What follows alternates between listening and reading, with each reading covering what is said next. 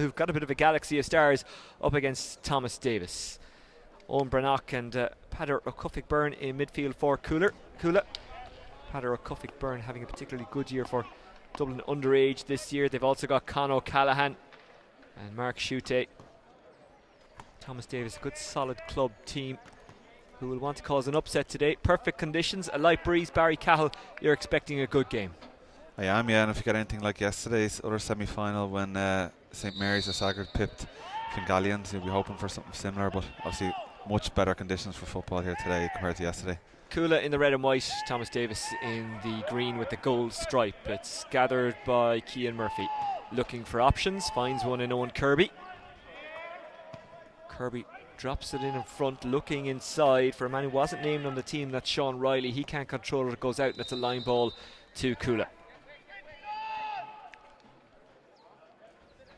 Sunny October day, a light breeze, relatively warm conditions. This is the first part of a double header. The next one, St Jude's taking on St Vincents in the Dublin senior semi-final. As Barry mentioned yesterday, another double header, St Mary's of Saggart against Fingalian. To win the rock. Yeah, just looking at Conor Callahan there with 14 on his back, he's definitely playing high up the pitch. He's a tendency to sometimes come a bit deeper, but he's playing close to the full forward line at the moment. Brilliant mark taken by Mark Shute, who puts it in on top of the full forward line. Luke Keating is there. Keating gathers, Keating goes for it. It's blocked, but the chance still there for King Khan, who puts it over the bar. He wanted a goal, there was no doubt about it, but a point will have to do for now. Con O'Callaghan with his first. Yeah, I think it's obviously a bit of a game plan from Cuala so far. Their first two attacks, they've gone direct with two long balls inside. Caused a bit of bother there in the Thomas Davis defence, and lucky enough not to concede a goal there. So back it goes to Cian Murphy. Thomas Davis trying to work something here, running onto it own Kirby. Kirby has options inside. Davy Keogh recycles to Brendan Kirby. Brendan Kirby back out into space. This is good work from Thomas Davis. Cuala with 12 men now behind the ball. Oisin Kelly. And despite having that many men back, Eamon Conroy was left free, and there's a potential goal chance here. In the end, it's stroked over by Oisin Kelly, who made a good surging run forward.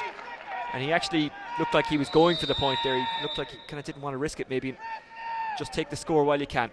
No, he definitely intended to put the ball over the bar, but it was good patience by Thomas Davis, working up the right-hand side and then switching the play. Nice one too, and it was a good finish, and it's good for them to get on the scoreboard so early.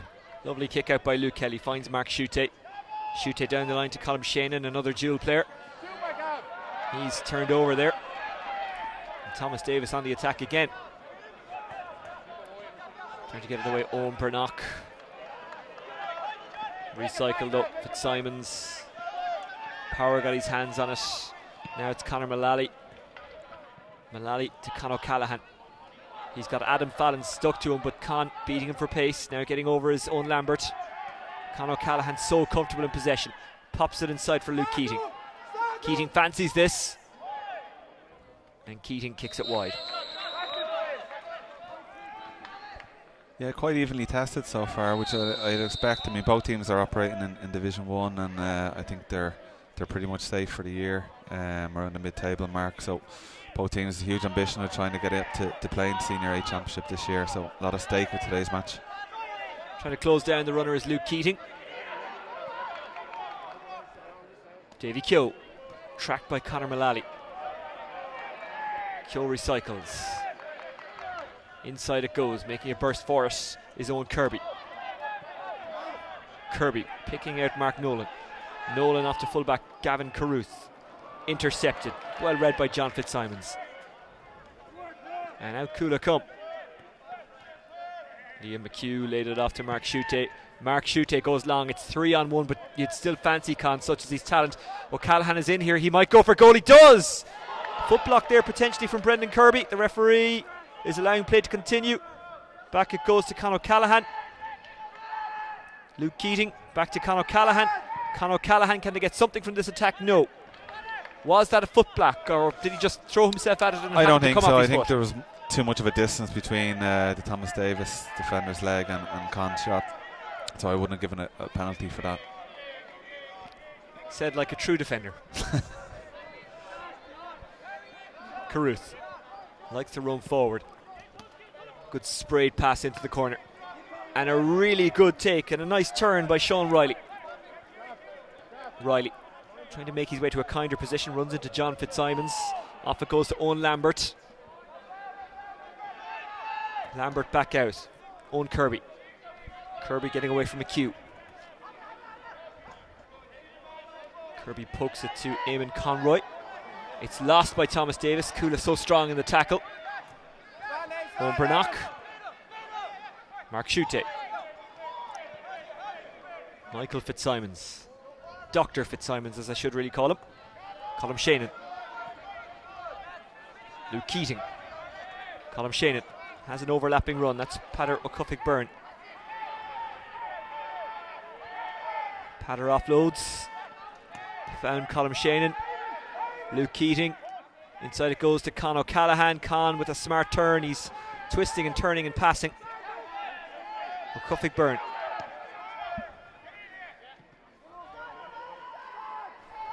Bouncing back up Niall O'Callaghan. Thomas Davis really patient, never panicked there. Yeah, they did very well getting the number of bodies back. So the easy thing there would have been to leave your hand in, or maybe leave a hand on a Cuala player's back and give away a handy free, but they were very disciplined with their tackling there, and it was a really good turnover.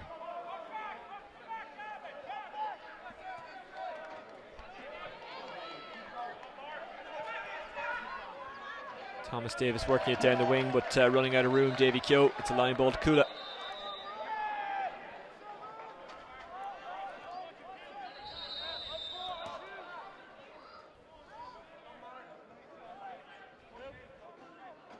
Well, no, it's not. They had indicated a line ball to Cuala. It's a line ball which is kicked backwards into the path of Josh Lambert. Josh Lambert has Adam Fallon screaming for it. He's in acres of space. It's a really good up and down game so far. Brendan Kirby. Eamon Conroy. Brendan Kirby. He's going to go for it.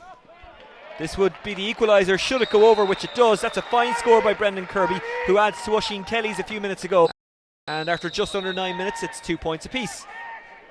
Yeah, again, nice bit of patience by Thomas Davis there, just working the ball, interchanging it well, and it looked at one point that Brendan Kirby wasn't overly keen on taking that shot on, but it's a really good point from about 40 yards out. Luke Kelly, it's intercepted by Owen Lambert. Popped it up to Jim White. Gavin Carruth. That's an absolutely sweet strike. Brilliant score.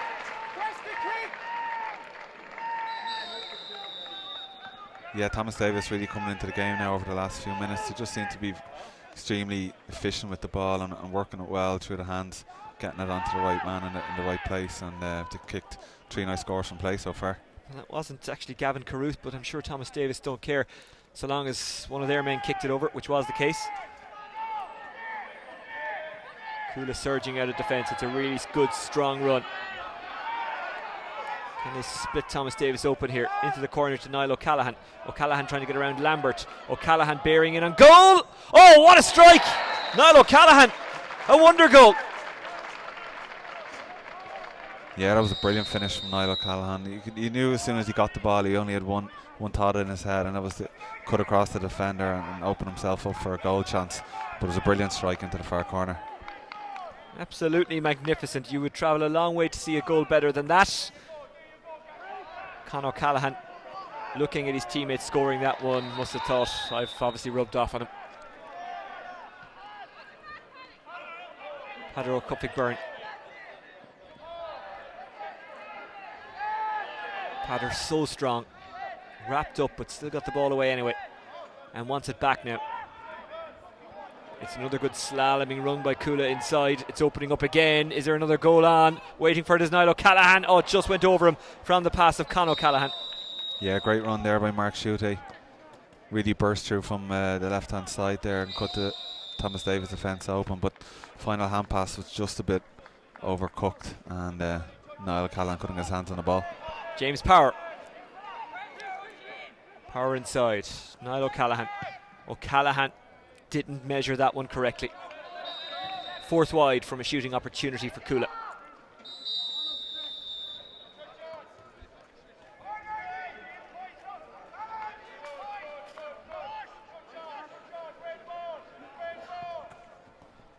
Knockout finds its way to Oisin Kelly, who scored a point a couple of minutes ago. James Power making it difficult for him. Power gets a hand in, Kelly gets it back up. Josh Lambert. Carruth. Keeper making a run, Robbie Crilly. A smart run as well.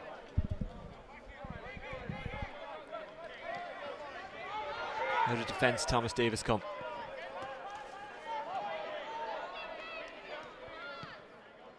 It's a one-on-one inside. It's helped on. It's Thomas Davis. They might be in for a goal here. Can he finish? Oh, brilliant save by the keeper. Off the foot of Kirby, but the chance not gone yet. They're fighting for this one. The shot away from Sean Riley. And Cuala win the free out. Brilliant save by Luke Kelly. It was, in fairness, but it was a really work goal chance. Lovely little flick by Kirby to put him through, and it was a good save. But on the follow-up is always very important to try and even get a point out of that. But in fairness, Mick Fitzsimons put in a really good block just to get a hand on it and deny the score. Free out for Cuala. That would have been quite a goal and quite a boost for Thomas Davis, but they're still only 2 behind, and there's 12 and a half minutes gone. Both teams playing relatively well, Barry. They are, yeah, and there isn't a massive defensive system on display from either team as well, so it makes it for good viewing. But a lot of good scores from open play, and obviously a couple of goal chances already, so it's the type of football you'd like to watch a lot more regularly. Yeah. We've got some more good football coming up a little bit later on. 4 o'clock is the time for St Jude's against St Vincents. St Vincents, the champions of Dublin, the kingpins of Dublin. I think it's fair to say the team of the decade in Dublin, no matter who wins this year. Coming forward, Davy Keogh. Davy Keogh gets inside Drummond. Keogh, Kirby. Good score. He's playing well, Owen Kirby. Unlucky not to get a goal earlier on, denied by a brilliant Luke Kelly save, but he wasn't to be denied there, and there's one between them. Yeah, he's a key player for Thomas Davis over the last number of years. Usually operates around midfield, but he's playing in a bit more of an advanced role today, and he's obviously causing Cuala a bit of bother so far. Fitzsimons. Conor Mullally. Mullally goes to ground, free given.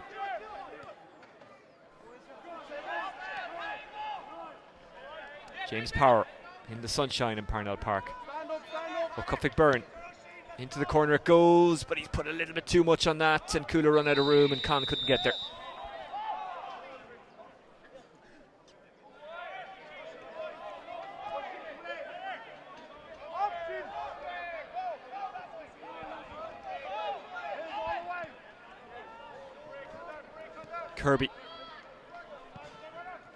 Kirby looking inside for Sean Riley. Sean Riley with a smart turn. Oh, but he got confused with his teammate as to what they wanted to do there, and he ends up giving it away to Luke Tracy. Tracy running out of the corner.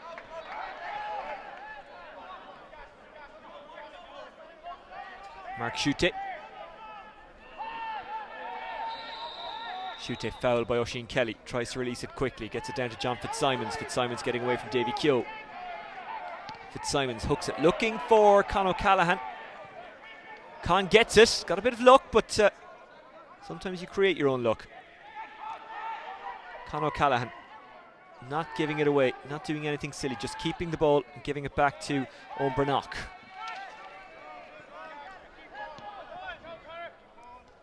Mullally.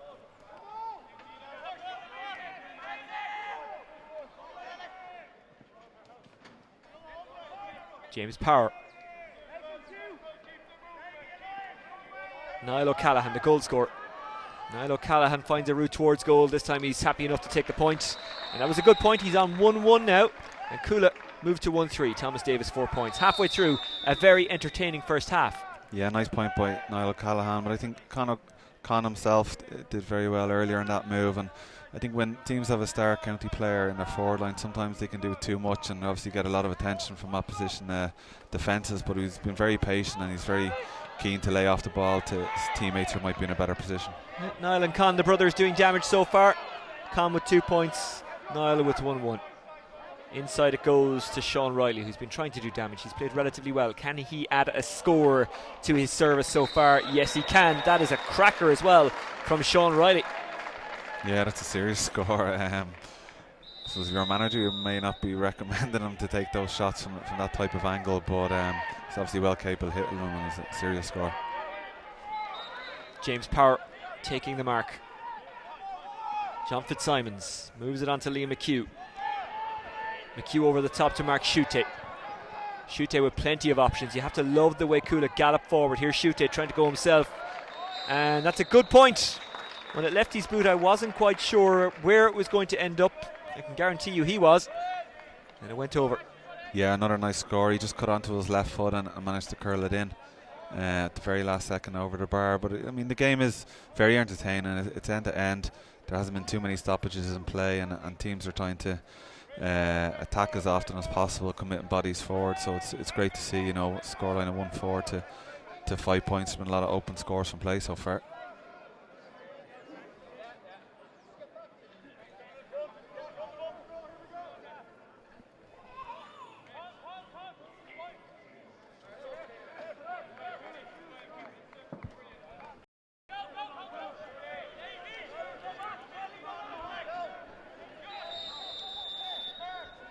Robbie Crilly taking his time here, but he does pick out Eamon Conroy. Conroy couldn't quite get to it under pressure from Owen Burnock, who did well. Ball breaks for Davy Keogh, who's fouled, and it's a free in to Thomas Davis. Sallier, Sean Riley, and we know he can take points from angles. Tries to create a kind angle, then gives it inside to Sallier, who made it burst all the way up but can't control it. Now it's Liam McHugh, Luke Tracy, Burnock, Power.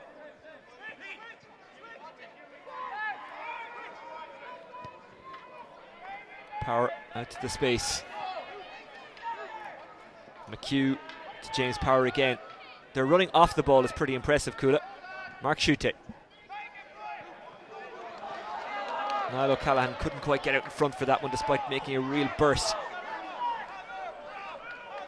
Owen Kirby loses it under no pressure, then regathers. Has to get away from Luke Tracy and does. Brendan Kirby looking for Riley. Fitzsimons gets a hand in, but Riley gets it anyway. Riley, it's a dangerous one, and the keeper has to push it away. It goes back out into play, then bounces over the line. It will be a 45 to Thomas Davis. Well, Luke Kelly wasn't quite sure where that was going, so he took no chances. Put it back out into open play, and I think luckily for Cuala it bounced out because it looked like Thomas Davis were going to get to the loose one there. Yeah, and even the ball was recycled out to Ushin Kelly, and actually put it over the bar with a really good point. But obviously the referee noticed the linesman with his hand up, and now they have an opportunity from the 45. But yeah, definitely impressed with number 19 Sean Riley from Thomas Davis so far. Showing really well for the ball inside, looking for the early ball to come into him, making some good runs, diagonal runs out towards the sideline, and he's causing the Cuala defence a bit of a couple of problems so far. Robbie Crilly comes up to take it Rory Began style, or Stephen Cluxton style. Not in the last few years for Stephen. He's taking a break. He's probably just practicing.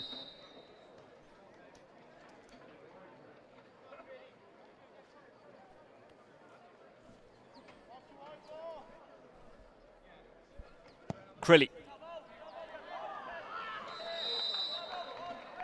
didn't have the accuracy. No, he seemed to force the kick a small bit, and it just tailed off. Didn't quite get probably the height that he wanted into it, and the power just lost its way on the way to the goal and trailed off. Short kick out.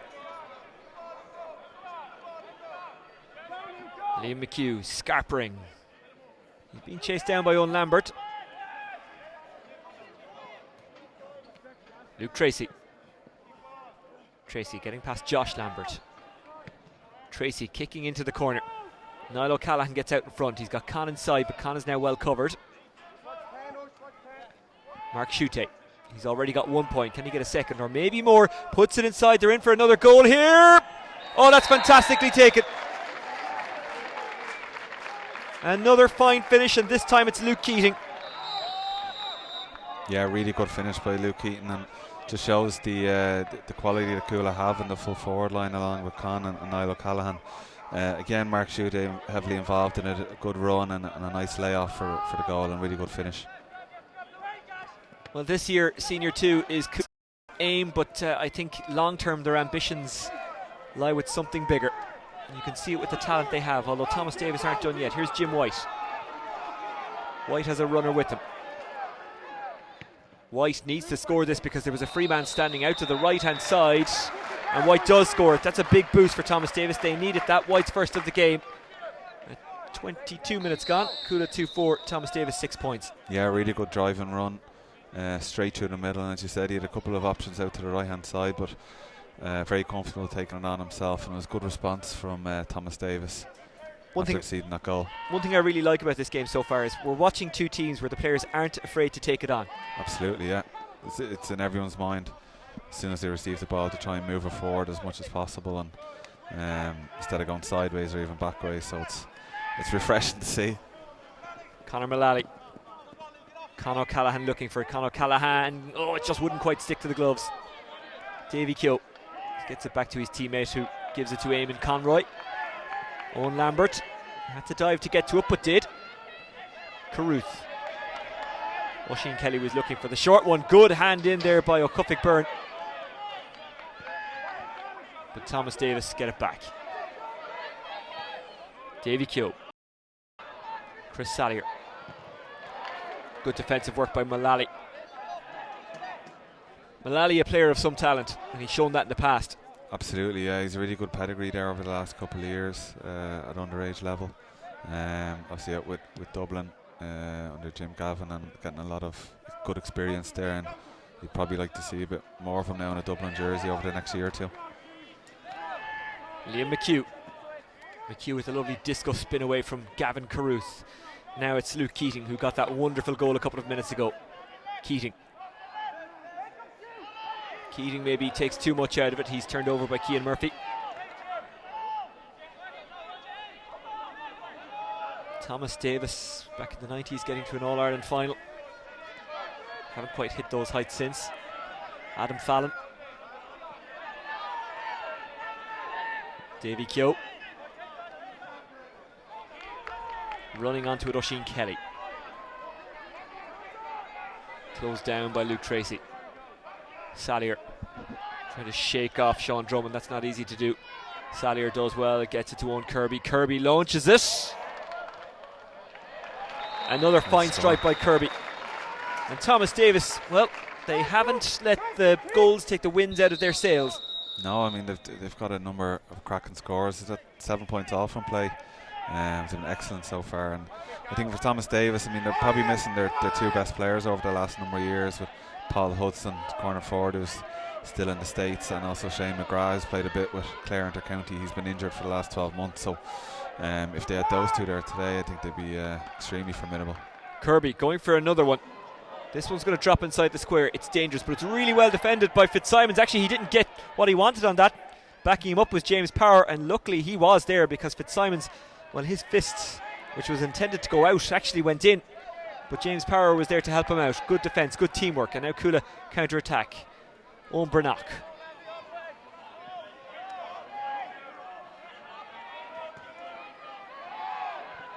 Brannock takes a bit too much out of that, and he is caught in possession. And here come Thomas Davis.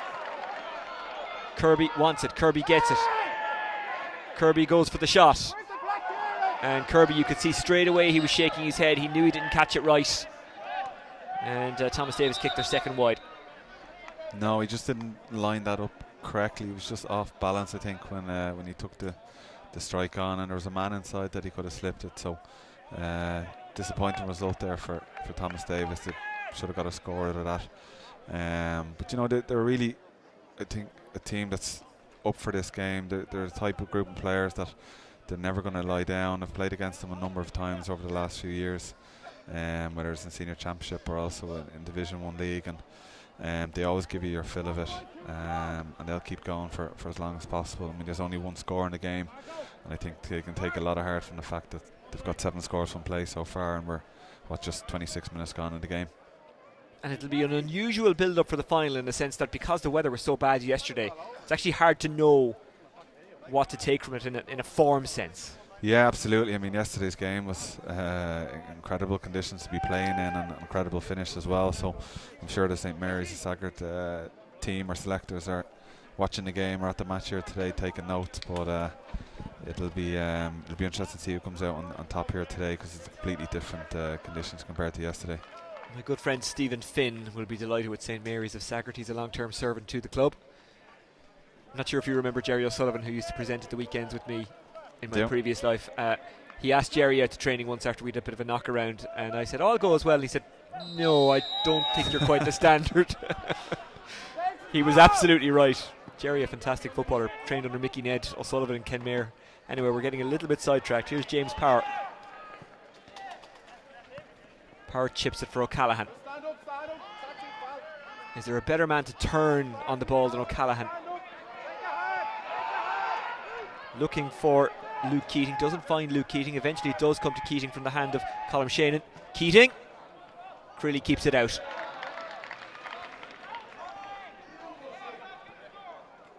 John Dively very much involved in the Cuala backroom team. You can see that as well, that kind of Dively stamp.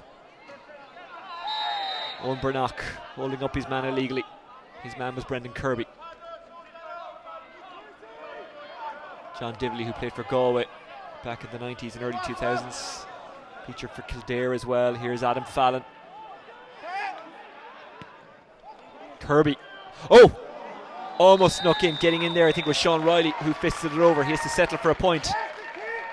Yeah, he did well there to rise above Mick Fitzsimons. Just got a hand on it. That shot was obviously dropping short. But yeah, I think John Dively is obviously involved in this team for the last number of months.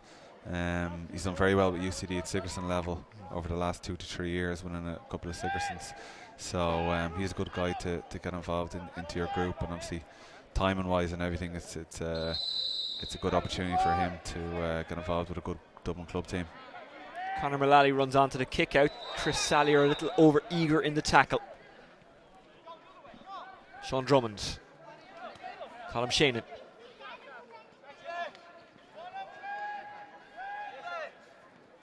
Luke Tracy. Michael Fitzsimons, who's pushed further out the park. He's policed by Gavin Carruth. Padder O'Cuffig Byrne, son of broadcaster Blonid. I think he'll be in with the shout of the Dublin senior panel this year, and I wonder how his Meath mother will feel about that. James Power. Owen Burnock. Mullally. Mullally did really well to get inside Riley there.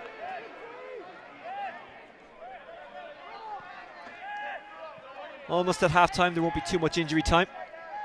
We will be taking a break at half time, but we will be back for the second half, and we will be back well in time as well for the second game today, St Jude's against St Vincent's. Let's hope it's as good as this. This has been real quality so far. Mullally. Inside it goes to Niall O'Callaghan. O'Callaghan tries to get along the end line. O'Callaghan from an awkward angle. Has he caught that one right? No, he hasn't. It's a fifth wide for Cuala. No, poor effort there from Niall O'Callaghan.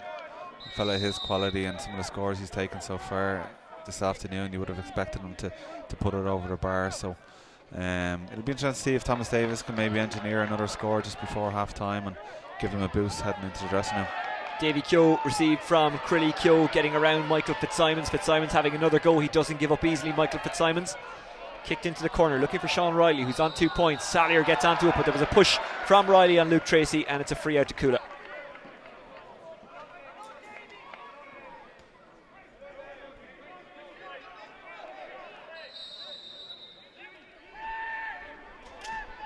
Thanks for joining us today, by the way. We'd love to hear from you, no matter where you're watching around the world, whether you're around Dalkey, around Tala and Thomas Davis territory, or anywhere else. Yesterday, Kilmacud Crokes winning, and St Mary's of Saggart winning. Next Sunday afternoon is the Dublin Senior Hurling Final. That will also be live here. That'll be Kilmacud Crokes against Ballybowden St Enda's.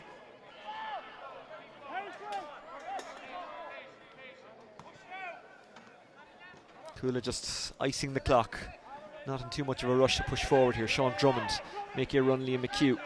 McHugh receives. Forward it goes. Well taken.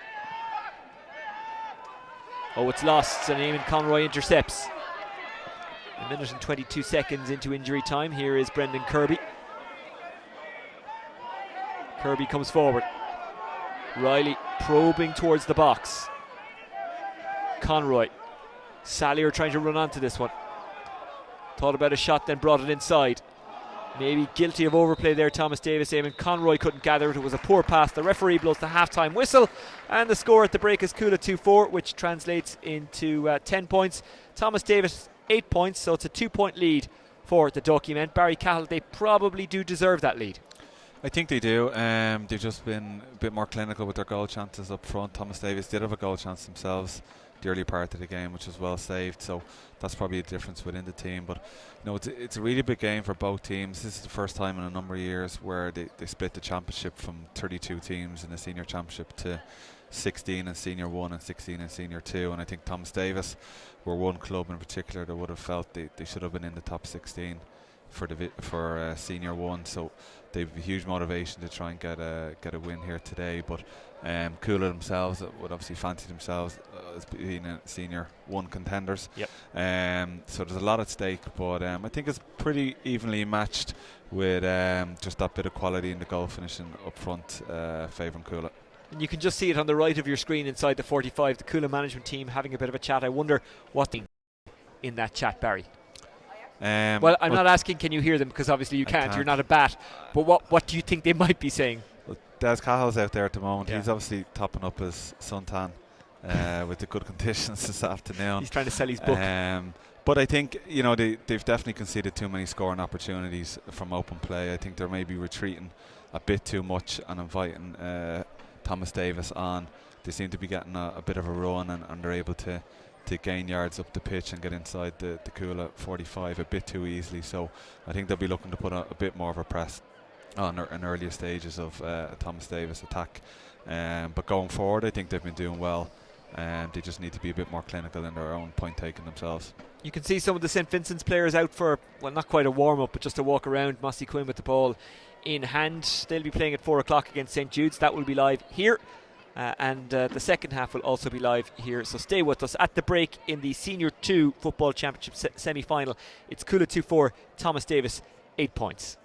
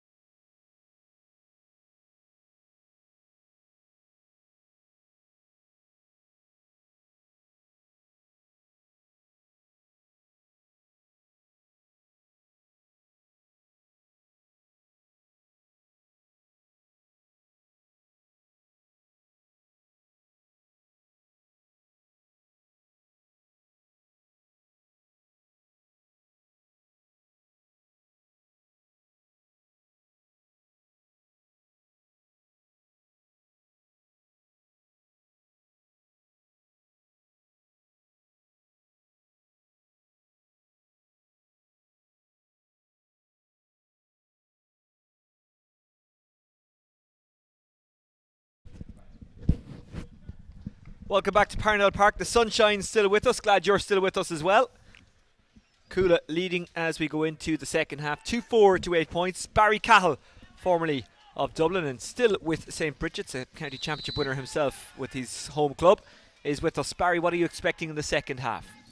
Yeah, I think from Cuala's perspective, it's about getting the ball in as early as possible. Which they've just done there, and they've won a free. Con O'Callaghan bundled over. Yeah, I think Adam Fallon is man marking him so far in the game is a bit unlucky there. It's just a tangle of legs. But yeah, definitely think from Cuala's perspective, try and get the ball in as early as possible. They've a really dangerous inside full forward line there. Luke Keaton getting a goal in the first half along with Con and his brother Niall. So if they can be as direct as possible, try and get Mark Schutte maybe on a bit more ball in the second half. Anytime he has got on the ball in the first half, he's looked very dangerous. So very formidable attack that they have there. From Thomas Davis' perspective, you know, they've scored 8 points, all 8 points from play, which is really good going, but I think they'll probably need a goal to try and get a win in this match. So they'll be trying to create a goal chance in the second half. All but one of Cuala's 6 so far coming from frees. Are they going to make it 2? They are. It's a very, very good strike by Luke Keating, who got a goal in the first half, and it's Cuala who lead 2-5 to 8 points. 3 between them. Crilly missing a 45 for Thomas Davis in the first half. Had the height and the elevation, but just didn't have the accuracy.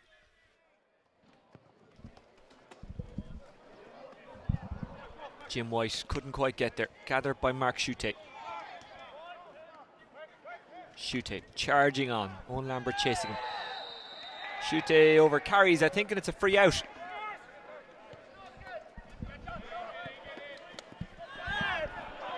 Padder O'Cuffig Byrne getting to know Owen Kirby. Kirby picks it up. Tries to squeeze in between two. He was the meat in the Keating and Padder O'Cuffig Byrne sandwich there, and he's won a free. Good run by Chris Sallier. Sallier, nice dummy. Oisin Kelly scored a point in the first half. Jim White, big hand pass inside. Found Fallon, who finds Farrelly, who finds a point. Good score, good work by Thomas Davis. Really slick play. Yeah, they look to be bottled up here down on the right hand side, but they worked it really well. Kieran Farrelly's after coming in at half time. He's a very experienced player. He's been part of the Thomas Davis setup for a good number of years and been a key player as well, so he'll certainly provide a bit of accuracy in their inside line for the second half. Thomas Davis, senior A champions in 89, 90 and 91. What a golden period that was for the club. Haven't scaled those heights since. They're desperate to get back to the top grade. They're still in with a chance. Here is Colm Shannon. Shannon trying to shake off Gavin Carruth. Luke Keating. Shannon finds its way to Mark Schutte. And that man was left completely unmarked. The man I'm talking about is Conor Mullally. Conor Mullally measures it perfectly. That was loose from Thomas Davis. It was well taken by Mullally, his first of the match.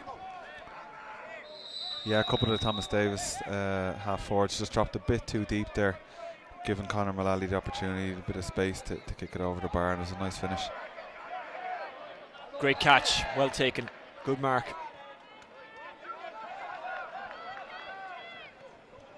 Owen Kirby. Jim White. Jim White getting past James Power. Power not letting him away though. White keeps a cool head, gets it back to Owen Kirby, who's the fulcrum of this Thomas Davis team. That's a beautiful chip ball inside, and it's Owen Lambert. Lambert, goal on here. No, he couldn't keep it down, Brendan Kirby. It's a second point. Thomas Davis will not be shaken off by this Cuala team. No, another good move that they had, and well worked, creating that goal chance. I think he probably should have done better. Advancing on the goal there, you really got to try and keep it low. You sound like Wooly. You sound like Wooly. Wooly never lets that stuff go.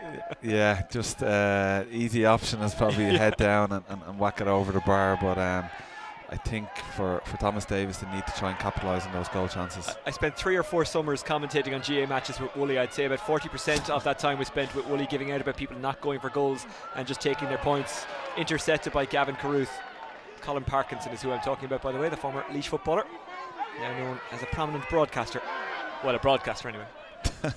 I'm only messing. He knows I'm only messing. Coming forward is Brian Kirby.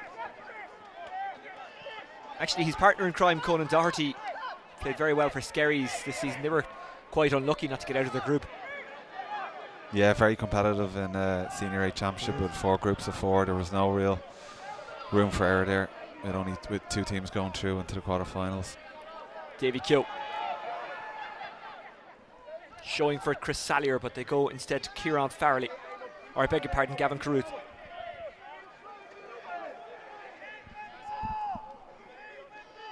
"12 behind the ball for Cuala. Jim White. He's done well today, Jim White. Sallier. Kirby. Off to Owen Kirby. And they could be in here with Adam Fallon. Adam Fallon, that's a fantastic point. Yeah, really good score from Adam Fallon. He's actually usually back in his full forward line marking Conor Callahan, so he obviously took a chance on it and darted up the pitch to try and add a bit of pace into the attack, and just timed his run really well and clipped it over the bar nicely.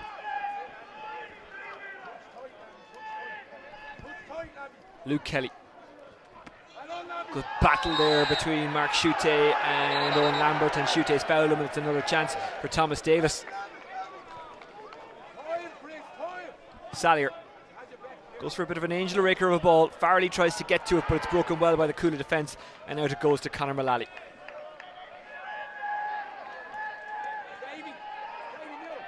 It's a good period of play for Cuala. Oh, commentator's curse. Oisin Kelly gives away the free. Yeah, Cuala have just been a little bit sluggish coming out of the dressing room there for the first 6-7 minutes of this half. Allowed Thomas Davis to play themselves back into the game, and I think they'll be looking to try and pick things up now over the next few minutes. Thomas Davis were on the pitch a good 2 or 3 minutes before Cuala. Here comes Michael Fitzsimons with the slaloming run. Fitzsimons aims a ball in towards the corner forward position. It's taken really well by Luke Keating. Luke Keating kicks a good score, and that is Cuala showing their quality.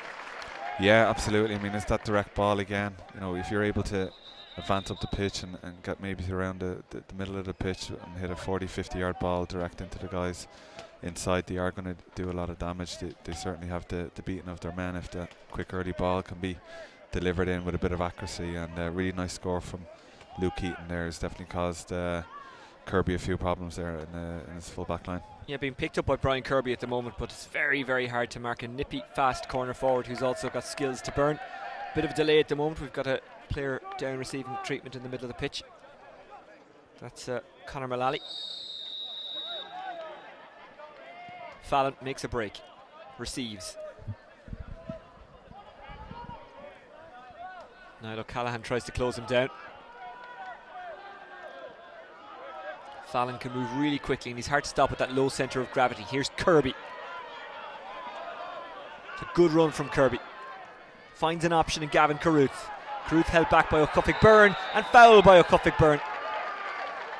Yeah, great bursts by Kirby there. He must have made 30 or 40 yards there with that burst of pace, and managed to set up that winning free. So good opportunity for Thomas Davis to try and get it back within a couple of points. Yellow card for O'Cuffig Byrne.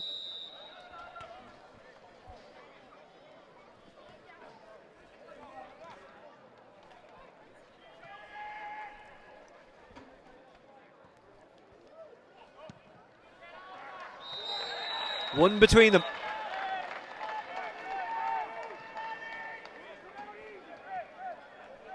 Another fine piece of play by Kirby, who scored 3 points now for Thomas Davis. 2 from play, 1 from a free.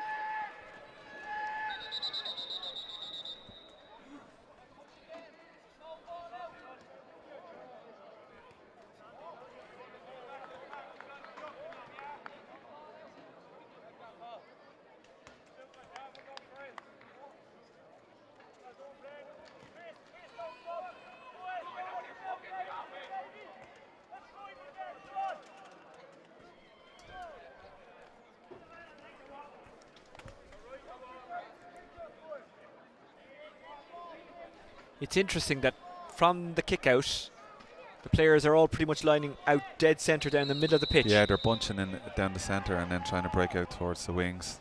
That's worked really well for them there. And so from Thomas Davis' perspective, you've got to try and mark the players on the sideline side and just stick to your side so that you don't get caught out. Salyer fouls Mullally. And then Davy Keogh fouls, and it's another free to Cuala.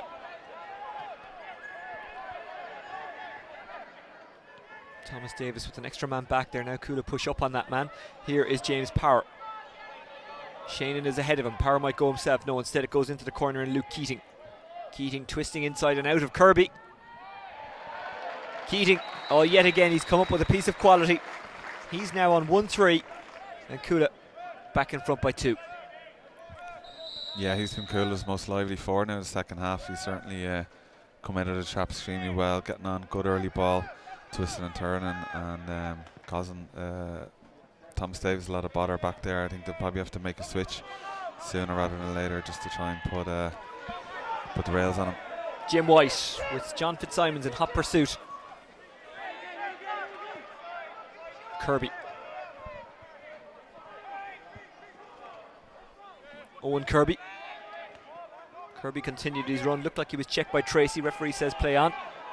Into the path of Davy Keogh it goes. Davy Keogh is inside here. Davy Keogh! Oh! What a goal by Davy Keogh, who says hello! Brilliant goal by Thomas Davis. Again, just really well worked down the right hand side here. Showed a bit of patience. Didn't rush the pass. A couple of good interchanging hand passes, and then Davy Keogh just timed his run perfectly and a really good finish. They were threatening that all game with their incisive passing and off the shoulder running, weren't they? They have been, yeah. It's obviously something they've been working on all year. So Cuala 2-8, that's a scoreline of 14 points. Thomas Davis now 1-12, that's a scoreline of 15. Cuala behind. And the referee saying that was a foul. It's a little harsh, I would have to say. Luke Keating is okay, he pops back up. He didn't need a physio, he just needed a whistle.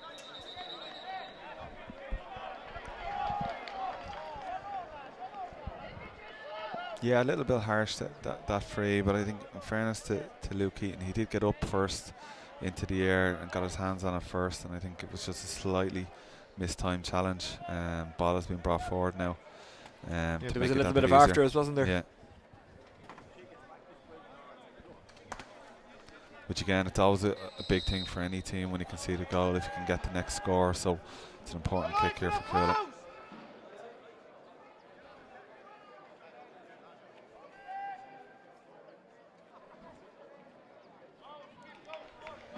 Luke Keating to equalise. And Luke Keating does just that, his second free of the game. He's now on 1-4.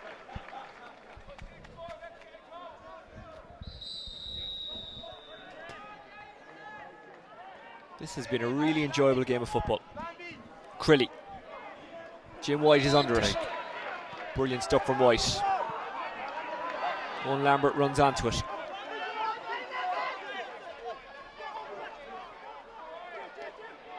Kirby. Jim White. Kirby. Big ball in from Brendan Kirby. And it's gathered by Riley. Riley offloads. It's a point when it should really have been a goal. It really should. That was a really good opportunity for Thomas Davis there. If he just kept it a bit lower. Eamon Conroy, I beg your pardon. Yeah, it was a very dangerous ball in, and the ball just broke nicely for him. But if he just maybe taken an extra second to compose himself and try and play it along the ground, I think he would have hit the net. Goes through the hands of Owen Burnock. Big shoulder, but an illegal one on Conor Callahan from Davy Keogh, who's no doubt fired up because of that goal. Yeah, I think the ref could have let that one play. Really good opportunity. James Power. Power regathers. Mullally. Mullally was covered by Eamon Conroy, so he offloads. It's only a clever ball if it works, and that one didn't. The defender did well to get a hand in there. Conor Callahan was waiting if he made any mistake. Owen Kirby. Forward they go again. Slipping up is Fallon, but he does well. Kirby. Owen Kirby, received from Brendan Kirby. Fallon with the crossfielder. It's a good one as well. Spotted a man in plenty of space, and that man is Oisin Kelly. Gavin Carruth in the pocket. Forward comes Carruth. Carruth might go himself. No, gives to Davy Keogh. Chris Sallier. Sallier aims it inside to Lambert. Oh, it just skips away from Lambert. Yeah, I think he was a bit ambitious with that pass outside of the boot, trying to play his teammate through. I think they've been very patient in the second half with a lot of their attacks and moving the ball through their hands and making sure it gets to the right man in the right place. And I think it was maybe just a bit too ambitious a pass there. They would have been better to recycle and try and get one of the other forwards on the ball. 14 minutes to go. Into the hands of David McMahon. Lee McHugh.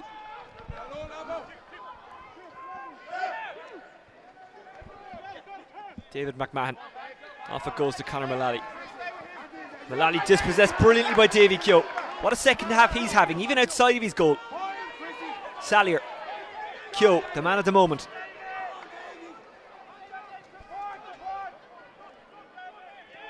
Inside by Farley. It's opening up for Eamon Conroy, who's going to take his point. And a second of the second half for Conroy. And Thomas Davis now lead by 114 to 2-9. That's 17 points to 15.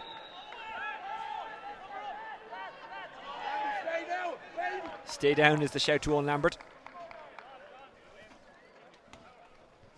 Yeah, Cuala just haven't played with the same level of energy, I think, in the second half that they brought to the first half, where they're getting a lot of ball inside to the guys, quick inside, and the guys, runners coming through as well, supporting them, causing Thomas Davis a lot of problems, whereas Thomas Davis are committing, they're both midfielders forward a lot more in the second half, engineering some good goal opportunities and other scoring chances as well. So Thomas Davis have really stepped it up a couple of levels since coming out for the second half.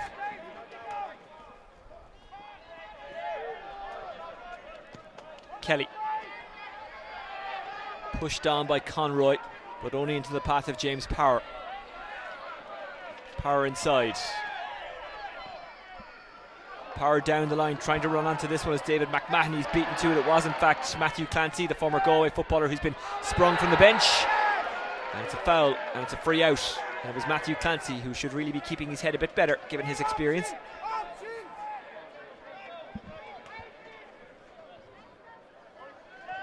Robbie Crilly.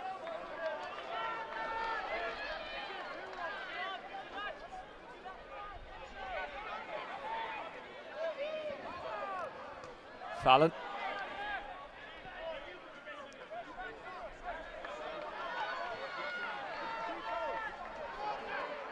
Kirby.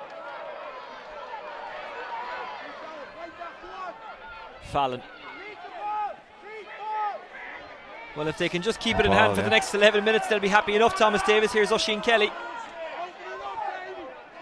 Oisin Kelly threads the ball through. Really good play. Davy Keogh can't quite get there. Intercepted by Niall O'Callaghan, who was brave in the challenge there. Out it goes to Luke Keating. Keating allows it to kind of fall to him. Moves it on to Mark Shute. Shute has Clancy screaming for this one. Clancy's a little bit isolated. Tries to thread it through to Keating. It does fall to Keating. Keating handled it on the ground, though. It's a free out. That's a let-off for Thomas Davis, because I think had Keating got the ball in hand properly there, they were in trouble. He was going to bear in on goal. Yeah, it was a good counter-attack after winning back that ball and on their own 21. A couple of good kick passes, and Keating was in a bit of space, and you would have fancied him to get a score if he was able to get it under control and get a shot off. But yeah, Thomas Davis just have a couple of injuries now over the last couple of minutes, so they'll be hoping they won't have to, any lads will have to go off with just 10 minutes to go and with that 2-point lead. We're delighted to have you with us today. We'd love to hear from you. You can get us via Twitter at DublinGAA. You can leave a comment on the YouTube, or you can get me directly at Oisin Langan. That's on Twitter, obviously. Jamie Keenan has come in for Cuala, who've made a couple of switches, going off Luke Tracy. Already on David McMahon. And also on Dara Spillane. We mentioned Ken Mayer in the first half. Dara Not from too far away from there. Temple, no. Dara Spillane of the Spillane clan.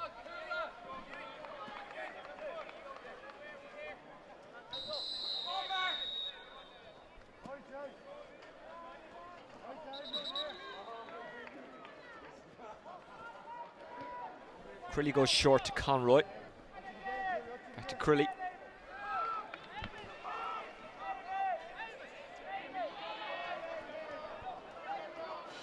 Crilly coming forward. Then going back.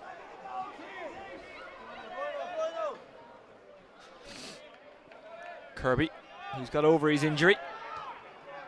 Back to Crilly.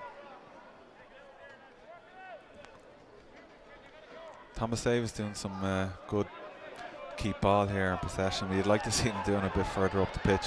Yeah, it's very dangerous to just sit Very back, dangerous isn't it? doing it inside your own 45. You want to be doing up around the middle third, or ideally inside the opposition half.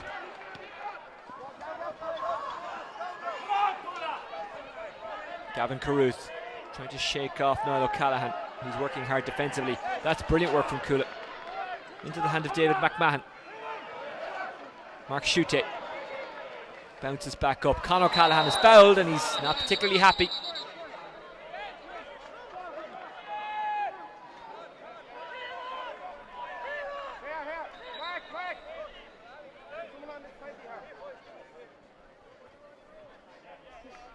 Oisin Kelly will receive a card here, but I'm sure it's one he'll gladly take for the team.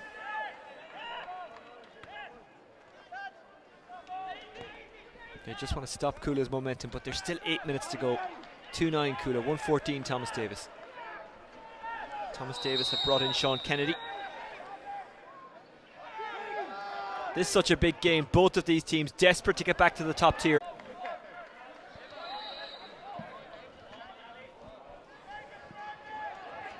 Cuala looking for more. O'Callaghan couldn't control it despite his spectacular jump. Crilly. Eamon Conroy. Pressed up upon by Jamie Keenan. Did well to get the ball away. Here's Fallon. The Energizer Bunny. What a display he's had today. Matthew Clancy clumsy with the shoulder. Free out for Thomas Davis.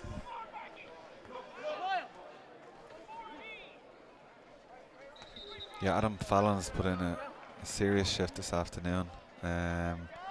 Following obviously Conor Callan, he's been earmarked to mark him for the match, but he's able to get forward and get a lot of ball himself and the likes of Eamon Conroy in midfield as well, got on a lot of ball and been instrumental in Thomas Davis having the lead so far, and they'll be trying to keep it going for just 5 minutes of normal time left. I'm sure there'll be 2 or 3 minutes of injury time as well, so still a fair bit to go, but I think from Thomas Davis' perspective, they just need to keep doing what they've been doing for the second half.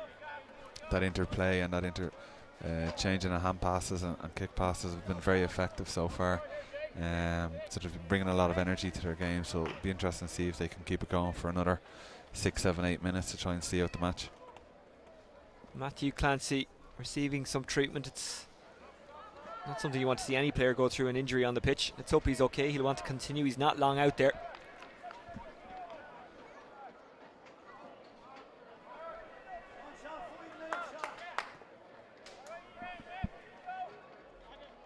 Five minutes to go and the tension mounting. Thomas Davis on 17 points when he made the conversion. Cuala on 15. At halftime, Cuala led 2-4 to 8 points. There was never much between these two, was there? No, there wasn't. It was really only the goal chances that were taken by Cuala in the first half. That was about it. I mean, they're very evenly matched. You would have seen that in terms of their form and the pedigree coming into today's game, both in the championship and in the league so far. Obviously, Cuala have a couple of outstanding individual performers there with current Dublin players, Mick Fitzsimons and Conor Callaghan. But sometimes with a group the likes of Thomas Davis have, they've 30 players who are training week in, week out. They've no one involved with other county teams, whether it's Dublin or down the country, and that can be a huge benefit to a team. He runs it out of defence. Cuffig Byrne making a burst for Dara Spillane. Mick, the nephew of Pat. Jamie Keenan. Dara Spillane. Jamie Keenan Keenan with a bit of an angel raker. And the keeper was very smart there in how he jumped. Conor O'Callaghan was probing, but couldn't get anything on it.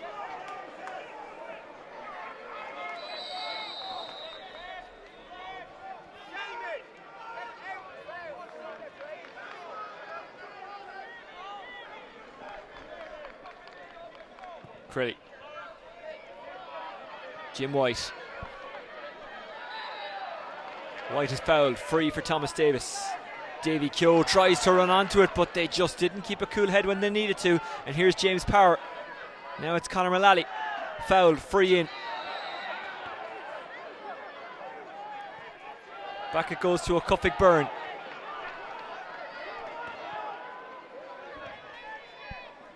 Dara Spillane. Thought about a shot, instead gives the pass. Here is a shot. It's from Jamie Keenan. Great it's point. A beautiful score. Stroke that one over. Yeah, badly needed from Cuala. They've misfired a bit in the second half, whereby they haven't got the quick ball into the guys inside and haven't really recycled it that well out around the 45 either. So that was a really big score for Cuala. Just makes it a 1 point game. 1 point game. Thomas Davis still leading. We're into the last minute, but we'll probably have at least 5 minutes of injury time. It's intercepted really well by Mark Shute. Shute inside, looking for Conor O'Callaghan, who he has found. O'Callaghan back to Jamie Keenan, looking for 2 in a row. That one mightn't even go wide. It's going to drop inside the square. Might break out here for Mark Tracy. Bit of a scramble on for it. Tracy gathers it, makes his way towards goal. Hasn't been fouled. The referee says it's okay after it went loose, and now the free out goes to Thomas Davis. Good defending by Thomas Davis there. The easy thing would be to maybe leave your hand in or put a hand on your back, and the referee could end up penalising you. So it was very disciplined, very patient with their tackling to win that ball back and win their own feet themselves. Crilly launches it, looking for Brendan Kirby. Getting a hand on that James Power. He's really thundered into it in the last couple of minutes. Here's Conor Mullally. Cuala looking for the equaliser. High lob ball. Getting a hand on it and pushing it towards goal was Mark Tracy, and it's a free out. Thomas Davis really minding their discipline in the last couple of minutes.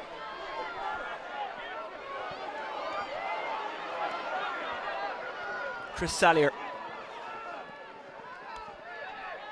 Brendan Kirby. Oh, Kirby misread what his forward was doing. Riley kind of came to him. Well, Kirby thought he was kind of making his way in. The goalkeeper has made a good run up. This is Luke Kelly. Kelly. Back inside to a Cuffig Byrne. That's for the run of Mick Fitzsimons. Fitzsimons pushes it in front of himself. He's fouled. Surely referee says yes, he is. And a chance for an equaliser for Cuala as we go into injury time. Yeah, good run from Mick Fitz there, leaving his full back line and trying to help the attack out, and he would have been able to gain good, probably 20-30 yards if he was able to get away there. So it was probably a good strategic foul by Thomas Davis as well. Good take. Is it a good shot? It is. It's the equaliser. It's fantastic. Well, we talked about Cuala's quality. They've just shown it there. Good point by Niall O'Callaghan. His first of the second half. What a time to get it.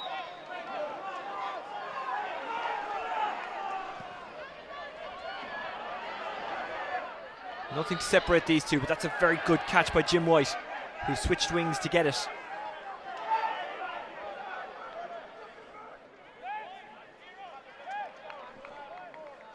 .211, that's 17 points, 114, that's also 17 points.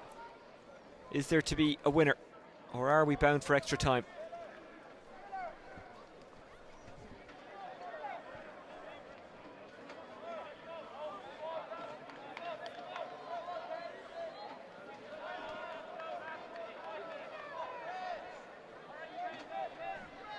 Well, we were already going to have a lot of injury time. We're going to have even more now because there is an injury in injury time.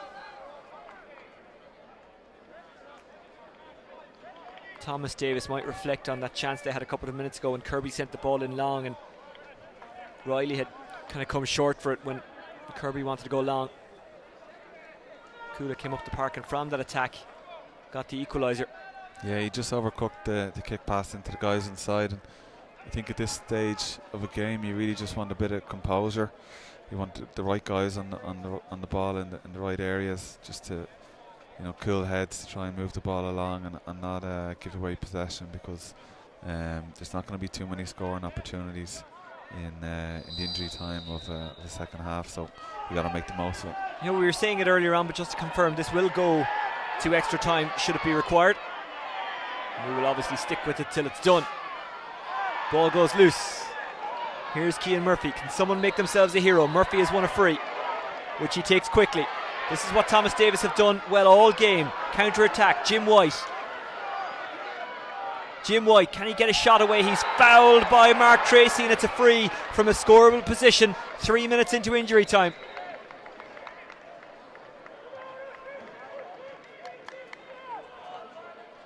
Yeah, Jim White has had a very good second half. He's gone on a lot of ball in dangerous positions. I think he kicked a couple of good points himself, and he's a big man. He's a very hard guy to try and dispossess, and he did very well there just to engineer that free. And great opportunity now for Thomas Davis to push ahead as we head towards the end of the third minute of injury time. Again, they don't put up a sign, so we don't know how long of injury time there is. That is Owen Kirby. Has he kicked his team in front? No, he hasn't.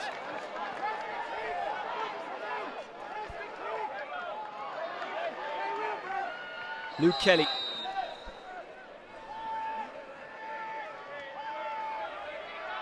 Can he find the fellow red jersey? No, he can't. It's Thomas Davis who have it. Here's Brendan Kirby.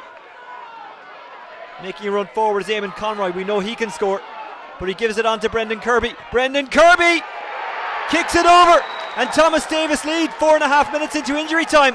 Has Brendan Kirby kicked the winner? It's his second of the second half. It's his third of the game. It might be his biggest ever for Thomas Davis. Do Cuala have time to equalise? Michael Fitzsimons goes to ground. He helps it forward. Liam McHugh trying to get around Mark Nolan, instead goes backwards.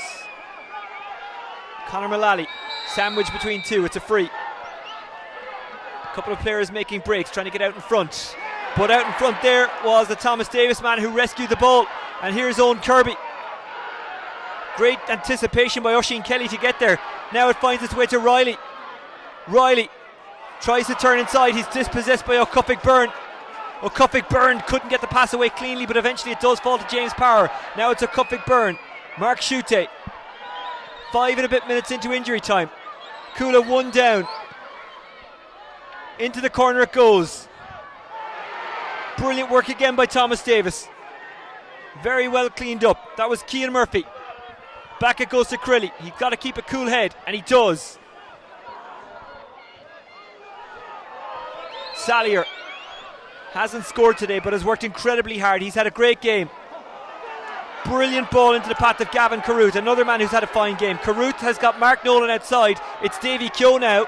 Davy Keogh, inside is Riley. Can he finish this one? Riley, that's it. Thomas Davis are on their way to the final. What a victory. What a finish. That's a brilliant, well-worked goal all the way from their own 21. They won it back after a direct ball in from Cuala, and it was, some great running off the ball, great energy this stage in the game, and a brilliant finish. Cuala most likely don't have the time. They're 4 down. They need 2 scores. One of them has to be a goal.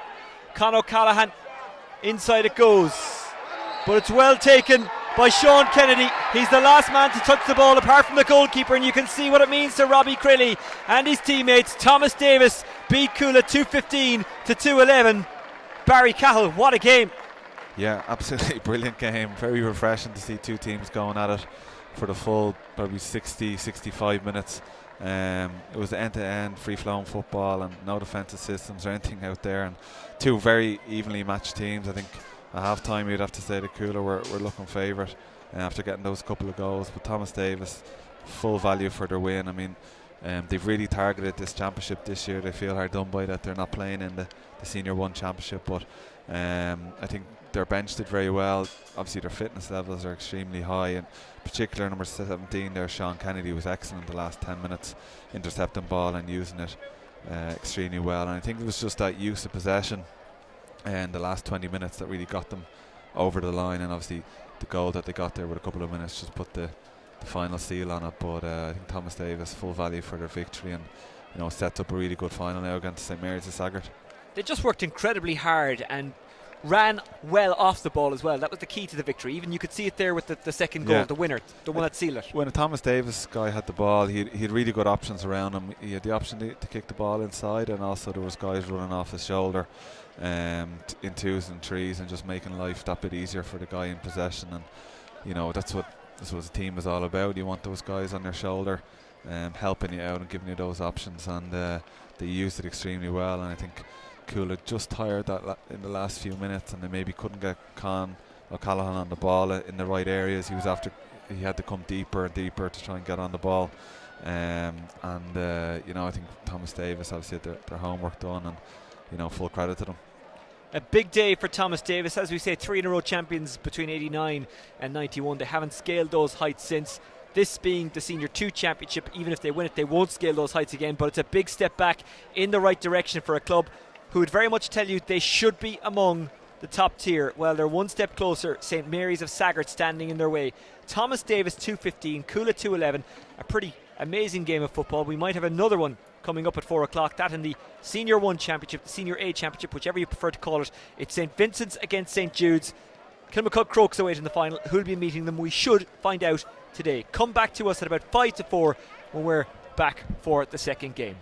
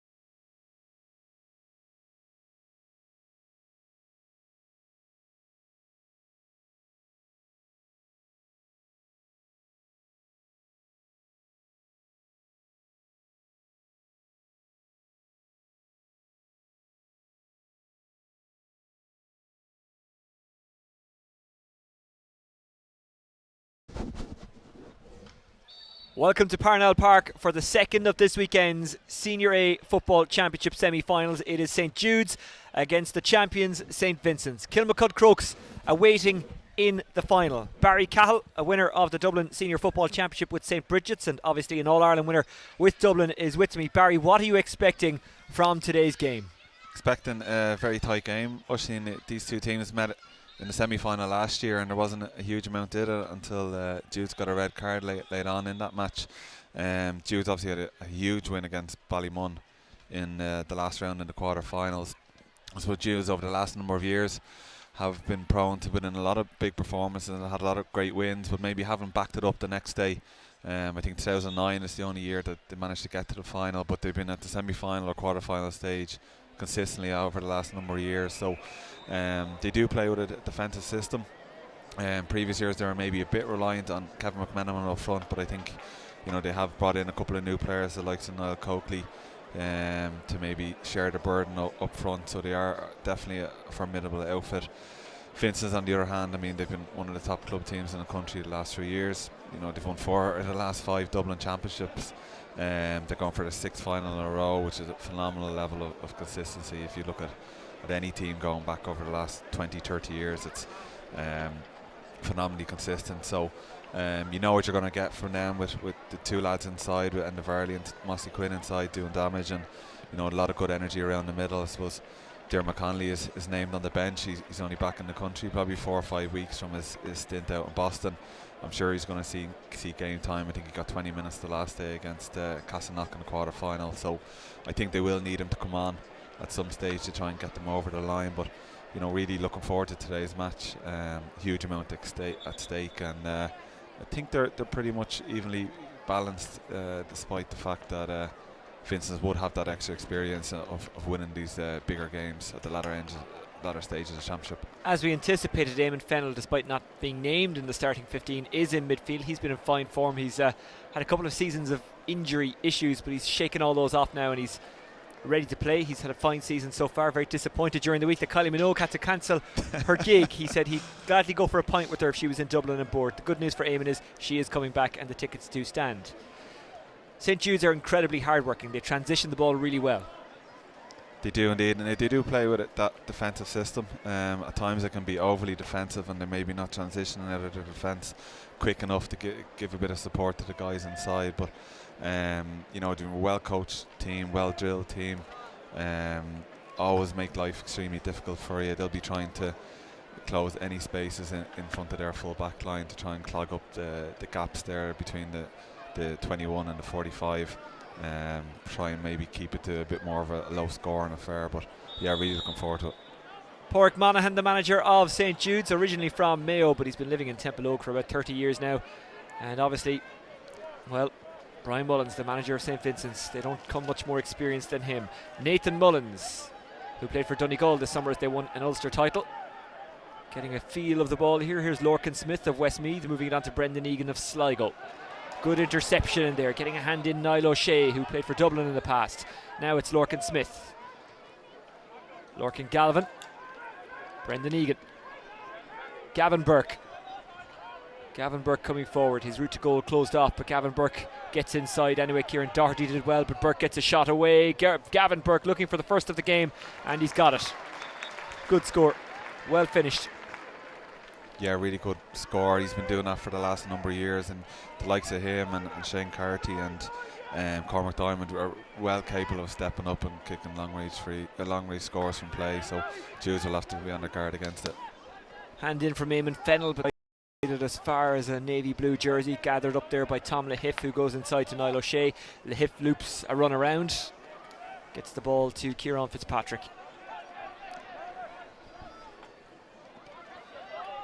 Seamus Ryan, who I mistakenly called a Tipperary man earlier on. He is, of course, from Dublin. Ball into the corner. They're looking for Niall Coakley, who is absolutely and certainly a Cork man.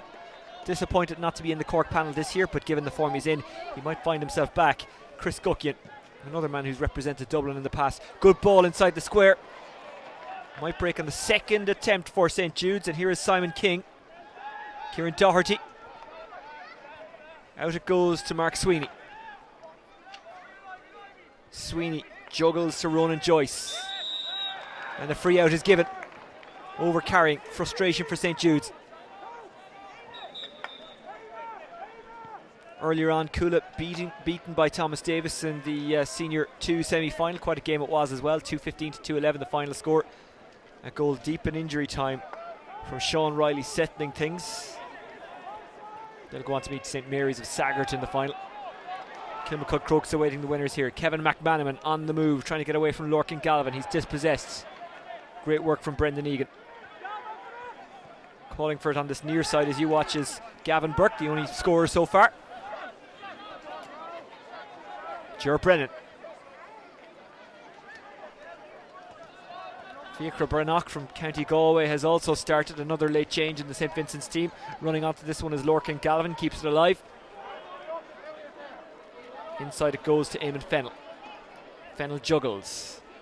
Nathan Mullins. Mullins with a booming effort. Is it to be a booming point? Oh, it is. That's fantastic. That's a serious score there from the guts of 55 yards, I'd say. Good approach by Vincent's, good patience. Playing the ball around the pitch, the lads getting on the ball and created the opening. It's a serious kick from there. Little bit of afters there from Mullins, absolutely no need for it. Guckian was on the ground. He avoids a card. Sensible approach there from the referee, Damien Burnett.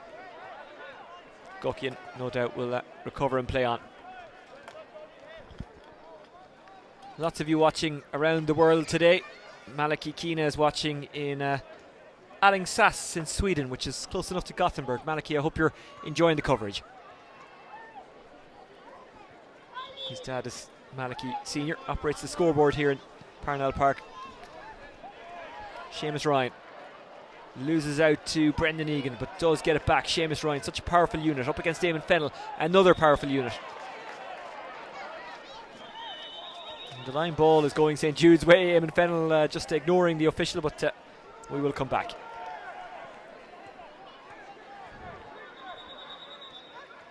Yeah, big plus for Vincent's getting Eamon Fennell back. He's missed the last couple of years with a number of different injuries and hasn't had a lot of game time, but he's got a few matches under his belt over the last couple of months, so it's a big addition for them. And he works incredibly hard. Niall O'Shea brought to ground but pops back up on the 45, wins the free in for St Jude's.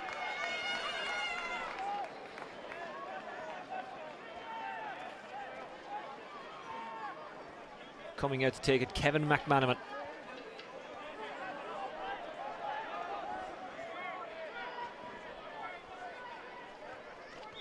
Yeah, Kev is well capable of kicking this over the bar. He obviously doesn't take it for Dublin, having Dean Rock in their ranks, but I've seen him do it over the last number of years from this type of distance off the ground for his club, St Jude, so he's definitely well capable of slotting it over. Judes, who are deploying a sweeper at the moment. Kevin McManaman gets right under that one into the golf course end. McManaman misses, unfortunately for him.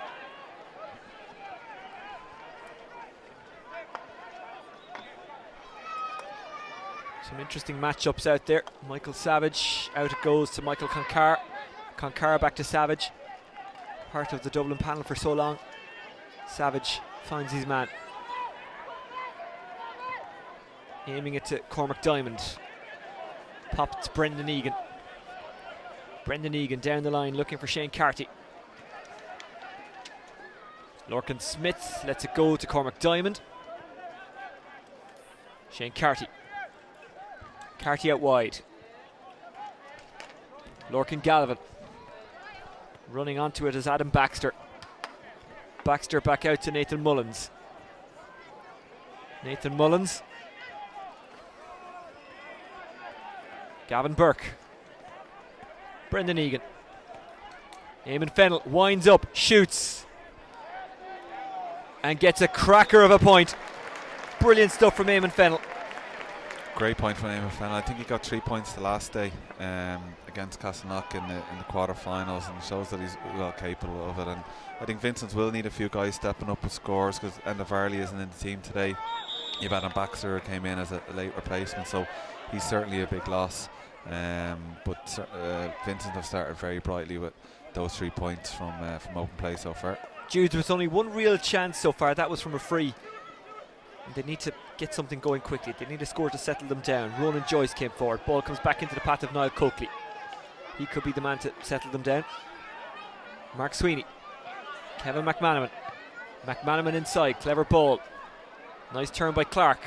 Clark finds his man who handles it on the ground, and it's a free out to St Vincent's.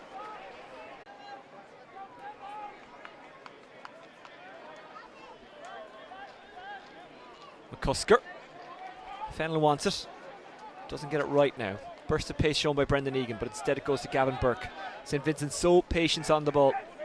Michael Concar. Cormac Diamond. Lorcan Smith. Brendan Egan. Egan to Brannock as the two Westerners combine. And there was fouling off the ball by St Jude's inside, and it's going to be a gimme free for St Vincent's. And well, that's absolutely neat. Mossy Quinn will definitely fancy this one.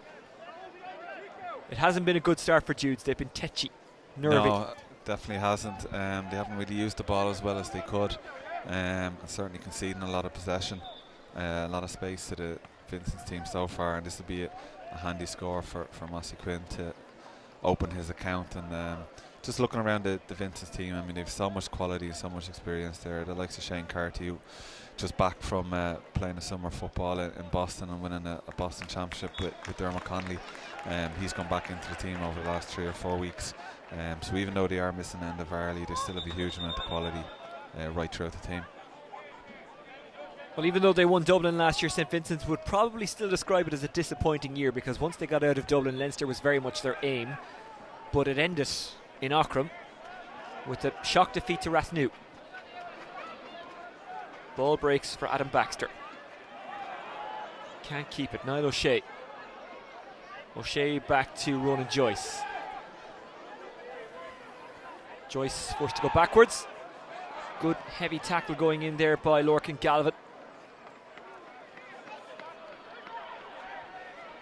And it's pretty much a maul, and the referee gives the free to St Jude's.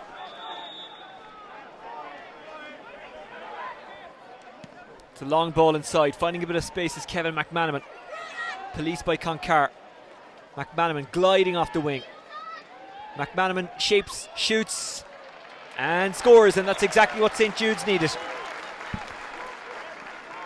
Yeah, absolutely. I mean, someone like Kevin McManaman tries on that quick early ball in, direct ball into the opposition 21, and he's no better man to receive a ball on the sideline and drop the shoulder, beat his man, and clip it over the bar. So really nice score from Kev. Making a burst to Shane Carty. He wants it, doesn't get it for now. Now Diamond does send it down to Carty, who runs onto it, policed by Kieran Fitzpatrick. Inside it goes to Gavin Burke. Smith. He's lost it. Good tackling by St Jude's, who are settling in. Fitzpatrick. Guckian. Joyce. Screaming for it on the near side was Kieran Doherty. Didn't come his way for now. Oisin Manning ran onto it. Tom Lahiff.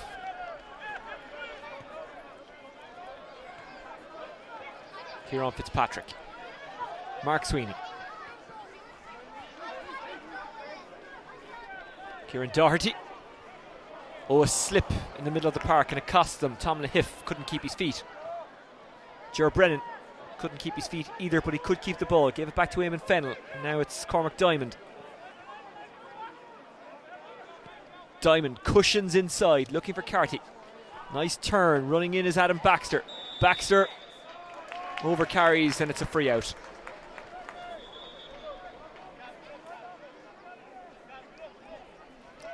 Ger Brennan's after getting on a couple of early possessions there, and he's a key player for St Vincent's. He's someone that holds the defence together.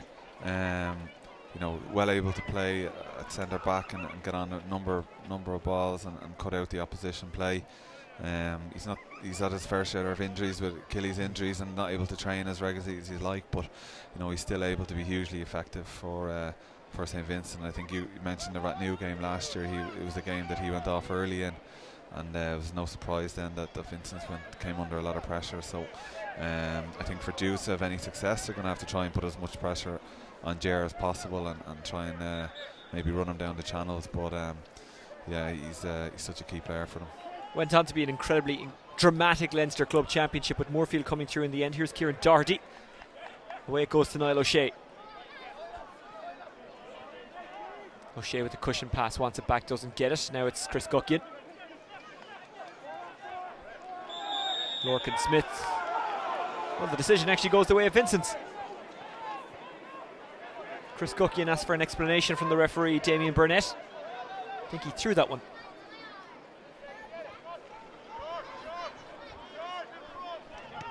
Quinn.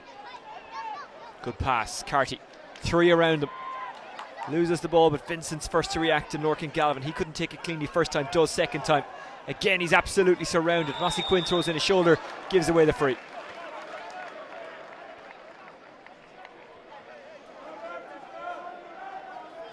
Oh, you can't book Mossy. He's practically Gary Lineker. Yeah, Mossy always has that innocent look on his face Doesn't he? Yeah. when he gives away a free. I didn't think there was much in it, to be honest. Like, it was a foul, it was clumsy, foul, but it wasn't. I don't think it was a bookable offence now or anything like that. Gary Lineker famously going through his career without picking up a yellow card. Mossy started to pick up a few yellow cards. Yeah. It must be the old age and just get that bit more crankier when you get into your mid-30s, you know. But again, I didn't think that was a yellow card offence. No. Guckian picks out Lahif. They go long from Ronan Joyce. Kevin McManaman using his pace to try and get there. Can he keep it alive? He can, but he's at a tight angle. Police by Concar. McManaman along the end line. Egan tries to cut him off. McManaman still going. And McManaman overcarries, and it's a free out.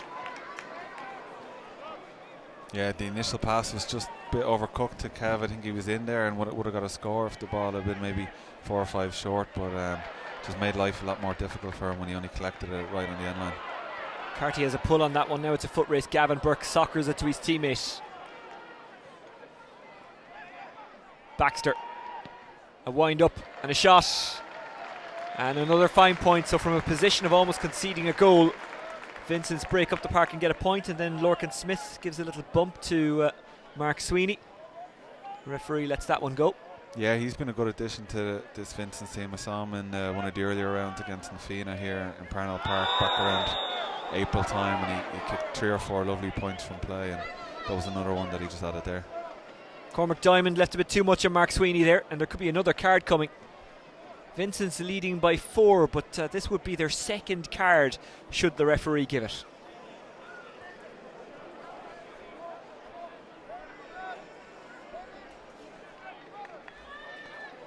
Well, as we've seen, St Jude's are well capable of creating goal chances. If they could get one, they'd burst back into this game. And they're a team with a real work ethic. I mean, they really never give up. Yeah, it's something they've been, I suppose, prided themselves on over the last few years. They really bring it to the test of every game. They never go up, and even the last day against Ballymun, I think they were 4 points down with a few minutes to go. They managed to get 1-2 near the end to snatch the win. So, you know, they're well capable of getting back into this game. Clever ball to Doherty. Mark Sweeney was breaking out in front of him. Instead, he gives it to Kevin McManaman. McManaman. This one's going to drop in or around the square. Simon King tries to get under it. Niall Coakley. Good score, Niall Coakley. The two men that you'd look to from a St Jude's point of view, both stepping up so far. Coakley there and McManaman before, and it's a 3-point game halfway through the first half. McCusker. Egan back to McCusker. Nathan Mullins. Almost intercepted by Chris Guckian. Brave play by Lorcan Galvin to get there. Shane Carty juggles with Kieran Fitzpatrick, who does well to get it back and got it to Ronan Joyce. Dropping deep to get it, Simon King. King goes outside to Ryan. Porrick Clark trying to get away from Egan. Advantage coming to St Jude's. That's a really good run by Porrick Clark. Clark from a standing position gets a fine point. Yeah, great score there from Porrick Clark. That means all the 3 guys in the Judes V forward line are on the scoreboard, which is important. Get that first score under your belt and try and build on it. And all of a sudden it's a 2-point game. And it was almost as if St Jude's did that right on cue. We were just talking about how hard working they are and how they never give up. But Gavin Burke and his teammates, they're hard working too. Good hand in there from Mark Sweeney. Burke to Mossy. Mossy Quinn gets away from Ryan. Shane Carty has plenty behind him. Dispossessed brilliantly. Here's Ronan Joyce picking up the ball. Joyce to King. Covered by Eamon Fennell. Nice turn away from Fennell by King. It's 4-on-2 inside. Porrick Clark is fouled. Cleverly won free because he was completely outnumbered. Yeah, that was a really good take and free one there, because it looked like he was going to get bottled up. There was maybe 3-on-1 or 4-on-1 in favour of Vincents there, but he'll get a minute or two now to compose himself and try and make it a 1-point game.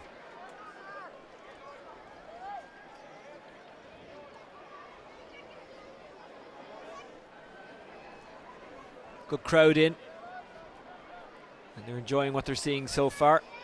If they were in for the first game, they'd have enjoyed that as well. Cuala losing out to Thomas Davis, 2:15 to 2:11. Remember, you can watch these games back on the Dubs GA YouTube channel. You mightn't be able to watch them back straight away, but they do pop up within about 24 hours. Can Judes pop up with a point here and make it a 1-point game with 12 minutes to go to the break? Perfectly measured by Porrick Clark, his second point in a row. And it's a 1-point game.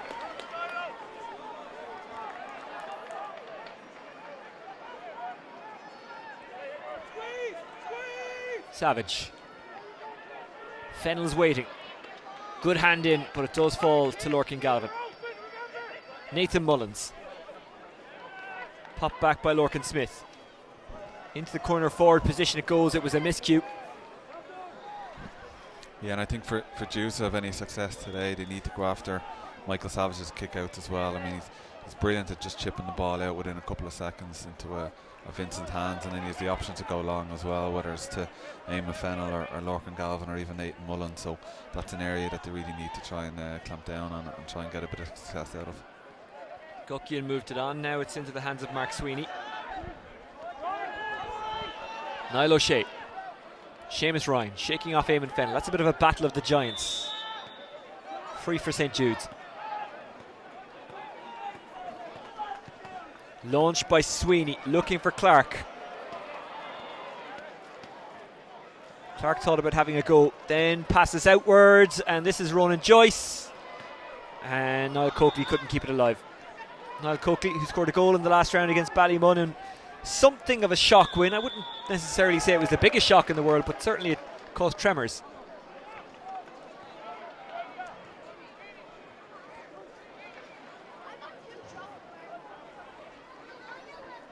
I'm not quite sure what happened there. Was it that Vincent's didn't advance outside the 20-metre line? I think that's it, yeah, and that's why he's given a hot ball here. St Jude's really asking questions now. Eamon Fennell grabs it but can't keep a hold of it. Now it's Ger Brennan. Brennan Great strokes it down the line. Yeah, good ball. Bounces, lovely bounce into the hands of Lorcan Smith.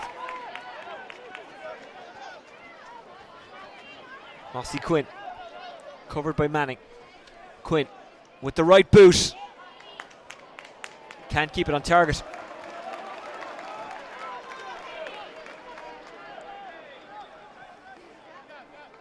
Niall O'Shea.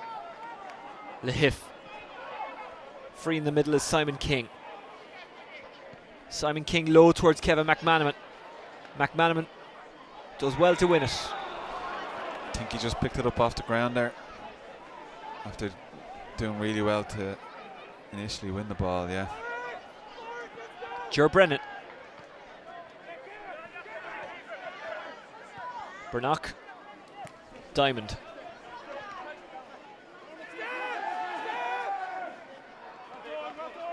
Bernock.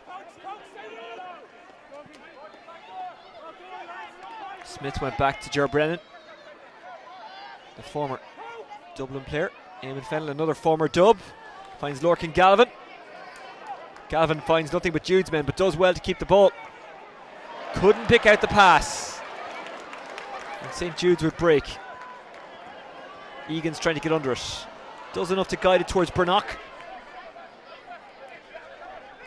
McCusker wanted it, but there was no need to go to him because he had a man in a further position who was in plenty of space. That was Mullins, Carthy, Brennan, Concar.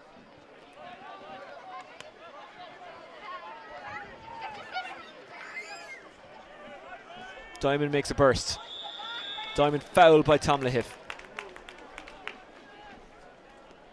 Yeah, Vincent's very good at just injecting that bit of pace at the right time and in the right areas of the pitch. They have so many players who are able to do it, whether it's a Shane Carty or Gavin Burke or Cormac Diamond. And it's very difficult then for the Judes defence to get a hand on them and try and dispossess them. So it's a really good way of just creating scoring opportunities for the team. Tomas Quinn already on 1 point today, that also from a free. This well within his range. On a nice crisp autumn Sunday. Will that turn in enough? No, falls to Mark Sweeney. Tom Lahiff. Doherty. Trying to get away from Mossy Quinn. Doherty goes backwards. Kieran Fitzpatrick with 7 to go to the break. Will Vincent's be disappointed that they didn't get someone in under that breaking ball? It was won very easily by Mark Sweeney as Tom Lahiff comes forward and slips.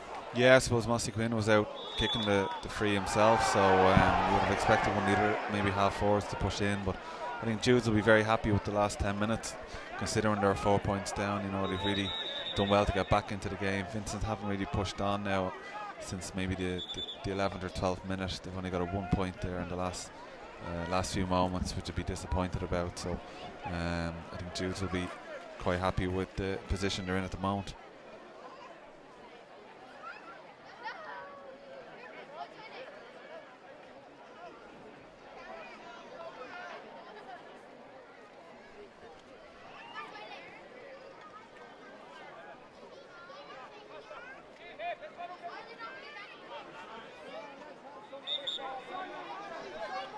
And we play on with Ger Brennan going backwards to McCusker. McCusker puts the boot down. Lorcan Galvin. Brendan Egan. Eamon Fennell. Fennell for McCusker, who continued his run.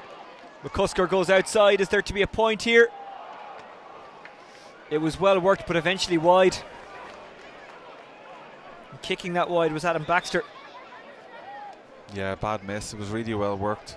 James McCusker starting the move and then getting on the end of it and setting up Baxter for the point effort. And it was something, it was a score that he would have fancied getting himself. Gavin Burke, Nathan Mullins. McCusker wanted it, but Mullins goes the direct route. Ronan Joyce intercepts. Joyce. Brilliant ball down the line to Simon King. Again, they're outnumbered, St. Jude's. Simon King backwards to Porrick Clark. Kieran Doherty. Niall Coakley. Seamus Ryan. Ryan. It's a snapshot and it's a point. A fine point from Seamus Ryan. And it's 5-all. Yeah, it's a brilliant score with Seamus Ryan. Again, that bit of patience up front, waiting for the runner coming on the overlap, and he's able to slot it over with his left foot. But I think, you know, the game has been played a lot more on Jude's terms over the last 10 minutes or so. After that sluggish start from them, they've well settled into the game, and they're just using that ball that bit more effectively, and they're able to shut down the Vincent's attack as well. It's a real club trait in football and hurling. They've just been unbelievably hard to beat in the last couple of years. Unlucky not to win a county title in hurling a couple of years ago. Crooks needed extra time to beat them. In football, you know, they've got to semi-finals, they've contested well. Lorcan Galvin, no stranger to semi-finals himself. Galvin out to Mossy Quinn. Could there be a goal on here? Quinn inside, well anticipated by the goalkeeper Liam Maley.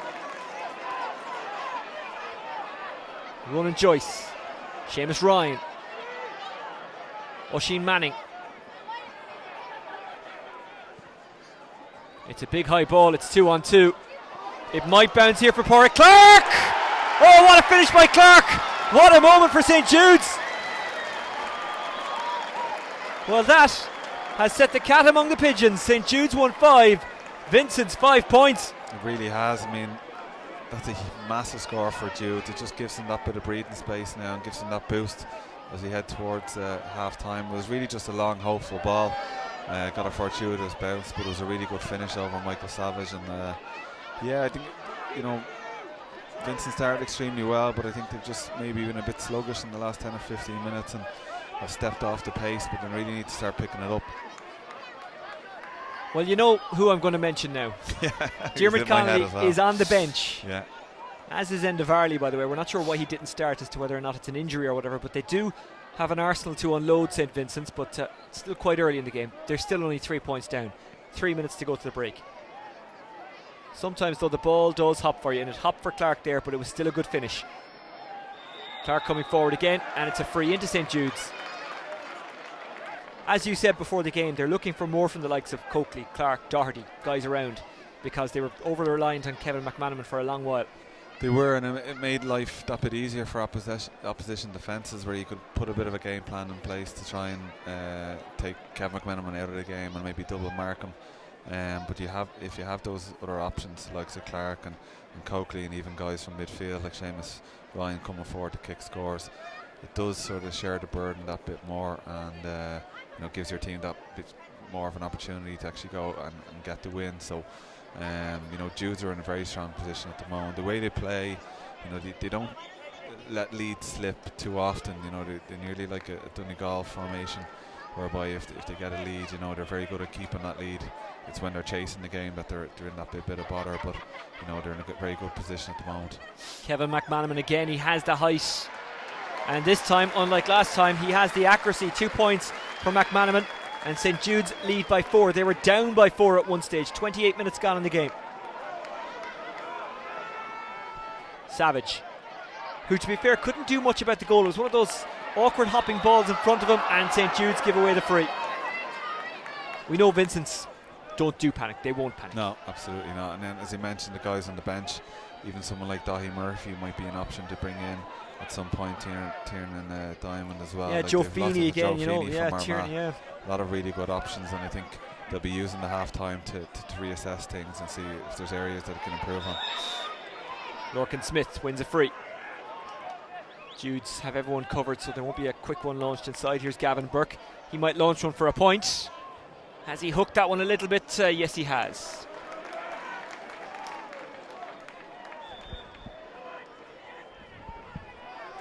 Remember, at half-time, the stream will continue, but we'll take a bit of a break. By all means, get your messages into us.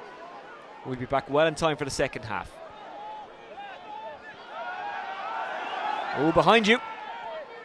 Mark Sweeney got away from Mossy Quinn. Kieran Fitzpatrick.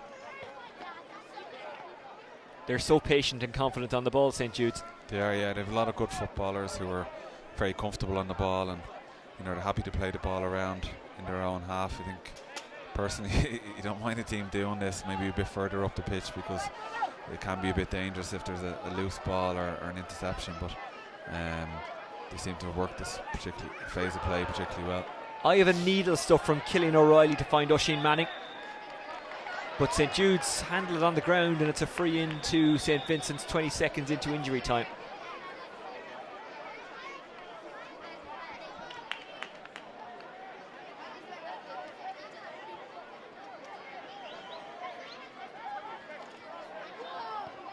Brendan Egan receives. Gavin Burke is running down the wing. It's given to Burke. 13 behind the ball for St Jude's, yep. Eamon Fennell. Nathan Mullins. They've scored some nice long rangers so far in this game. That's the wrong decision, but it does fall to Baxter. Trying to slalom through was Lorcan Galvin. He ran out of room, he ran out of time. Half time, St Jude's 1-6, St Vincent's 5 points. Barry Cahill, tell me how that happened. Yeah, I think a bit of patience from Jude. He obviously started sluggish enough with 4 points down and early doors, and Vincent looks extremely good with Cormac Diamond and Gavin Burke getting on a lot of good early ball. But they slowly got into the game. Kevin McManaman's been instrumental in that, but also the guys beside him in the full forward line, Coakley and Clark. They started to play themselves into the game that bit more and were very impatient. And obviously the goal has been a huge moment in the match, coming just a couple of minutes before half time. And I think for Brian Mullins and the Vincent management, they're going to have a few decisions to make They have, potentially the best footballer in the country on the bench there, Dermot Connolly. He's just walking into shot there, just inside the 45. He's come back from Boston. I think he hit 12 points in the Boston championship final there about 4 or 5 weeks ago. So he certainly has kept himself in good form and in good condition. He's definitely going to be seen at some stage. Possibly you could bring him on at half time. I think it would be a strong consideration. But I think for this type of Vincents team, they've been around the block the last 5 or 6 years. They're going for their 6th final in a row, so they won't panic. There are plenty of guys in the team who are well composed, and I think they'll still be well in the game now in the second half. Half time, St Jude's 1-6, St Vincent's 5 points. Stay with us, we will be back for the second half shortly.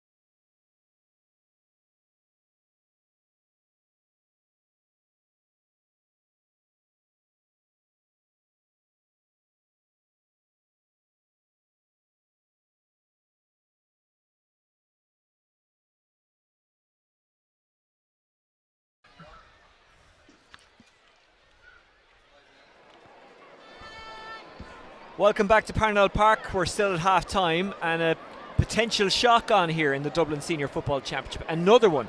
In the last round, St Jude's accounted for Ballymun. Now they're looking to knock out St Vincent's. They're 4 ahead at the break, 1-6 to 5 points. And St Jude's, Barry Cahill, improved as the game went on, didn't they? They did, yeah. They certainly were slow out of the blocks.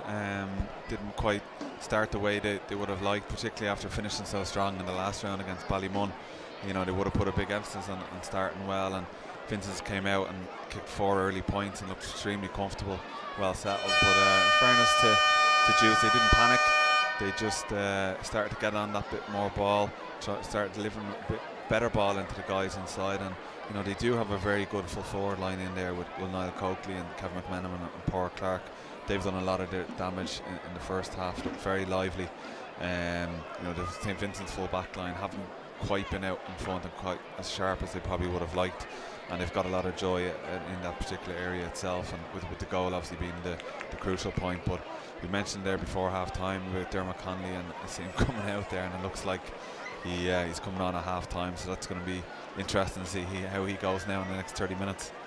Well, they need a bit of pep. In the last 10-15 minutes of that first half, they kind of fell away with as St Jude's got on top of them. Big crowd in here, by the way, today. You can see across on the far side at the moment. You're looking at the players coming out, but you've seen it throughout the game that there is a big crowd in here. Big crowd under us in the terrace as well. So both clubs bringing a big crowd. St Jude's, they've been knocking on the door, but they haven't been quite able to make a final or win a final in the last couple of years. Can 2018 be the year? They've got a big 30 minutes ahead of them and extra time if it's required. Yeah, it'll be interesting to see where Dermo plays now. He's come on for Adam Baxter. He's lining up in the right corner forward position, but will he play close to the goal, or will he come out around the middle and around centre forward and try and get on the ball out in the middle area of the pitch? So it'll be interesting to see. Obviously Jude will have to put a lot of emphasis on trying to shut him down, so that'll be an interesting feature going into the second half now. So Dermot Connolly is on for St Jude's. Will it make a massive difference? Or he's on for St Vincent's. Will it make a massive difference? That would make a massive difference if he was on for St Jude's, wouldn't it? That would be a shock. That would be the biggest Dermot Connolly story of all time.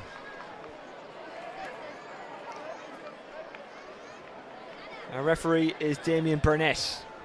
Our crowd is sitting and waiting in anticipation on the far side, standing in anticipation on this near side. And the referee telling all the players to back up towards the 45. He's been quite strict on that at times, especially from kick-outs. So here we go. 30 minutes from a final for St Jude's. 30 minutes from yet another final for St Vincent's. Throwing himself at that one with Shane Carty. Guided it into the path of Nathan Mullins. Ger Brennan. Enda Varley is also on. The Mayo man didn't start. Into the corner it goes and Mossy Quinn. He's beaten to it by Oisin Manning, but he won't let Manning take it easily. Squirts out from Manning. Good pick up by Doherty. Finds a bit of space. Keeps a cool head. And that is one thing that was noticeable about Jude's, especially in the second half of the first half. They kept their heads. Chris Guckian. Guckian launches, looking for Niall Coakley. Didn't find Coakley. Nathan Mullins. Shane Carty.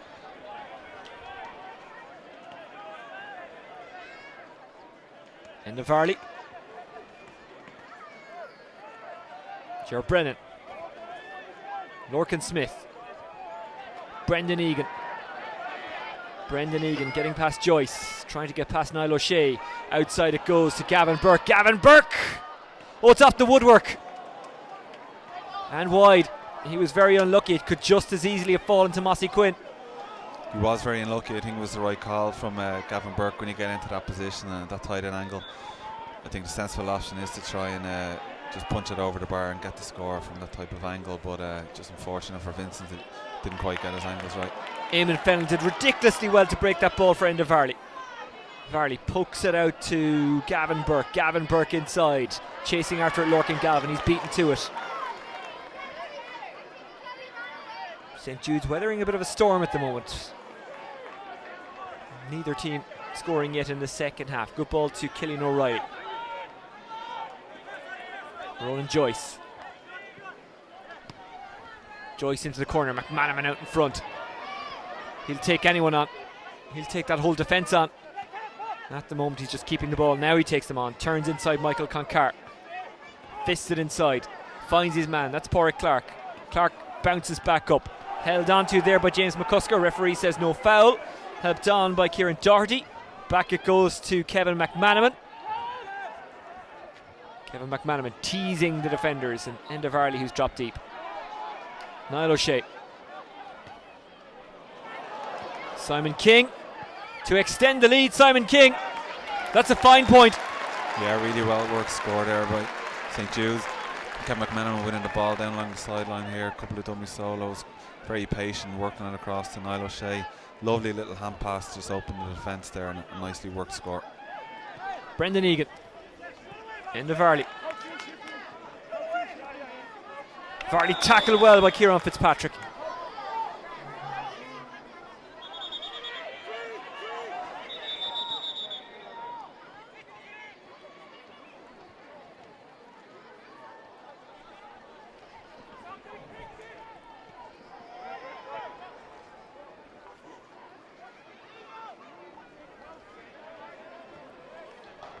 Fitzpatrick is picking up a card here, I think. Yeah, it was harsh enough. I think he was certainly aggressive in the tackle, and it was a foul, but personally I wouldn't think it warranted a yellow card, and it was harsh enough. Yeah, the reason I didn't say anything is because it didn't in any way or remotely even look like a yellow card. Joe Brennan receives it back. Took it from Lorcan Galvin. Lorcan Smith loses it in contact. It's Kieran Fitzpatrick who's tugged back, and it's a free to St Jude's.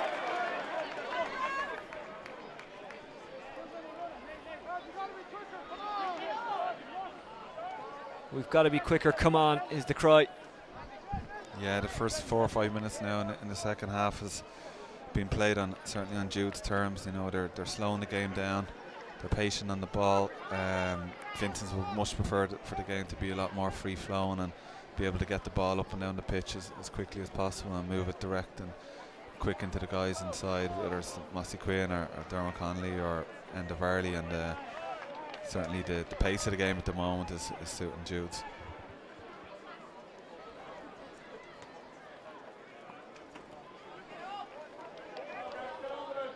Well, whether you're watching in Marino or Templeogue or anywhere else on the planet, we'd love to hear from you. You can get us on Twitter. @Oisin Langan will get me directly, or you can leave a message on the YouTube chat option. Niall Coakley runs onto it. A lot of people watching him from his native Cork. The Carrigaline man gets back up, tries to get a shot away, then he's closed down. Might fall for Porrick Clark. Clark absolutely surrounded. McCusker takes the free. Into the breadbasket of Lorcan Smith. Lorcan Smith goes long with the left boot, looking inside for Tomás Quinn. Tomás Quinn scarpers after it and does get there. The 37-year-old tries to get around Oisin Manning, does really well. Quinn has options. One of them is Enda Varley. Varley is now covered, so he gives it short to Shane Carthy. Carthy to Diarmuid Connolly. Connolly back outside. Lovely sweet ball to Lorcan Smith. Enda Varley. Gavin Burke. Burke for the first point of the half for St Vincent, so he hasn't got that one. He kind of pulled it. Disappointing miss there by Gavin Burke, but in fairness, it was really well worked between Mossy Quinn and Shane Carthy, and a nice ball by Dermot Connolly as well. They recycled it very well, but it was just the execution of the kick from Gavin Burke. He'd be disappointed with it. Former Louth footballer Darren Clark has been on Twitter. He says he's enjoying the coverage. Darren, great to have you with us. Tomás Quinn with the free in around the 45, which he will put on the ground. In towards the golf course end he will go.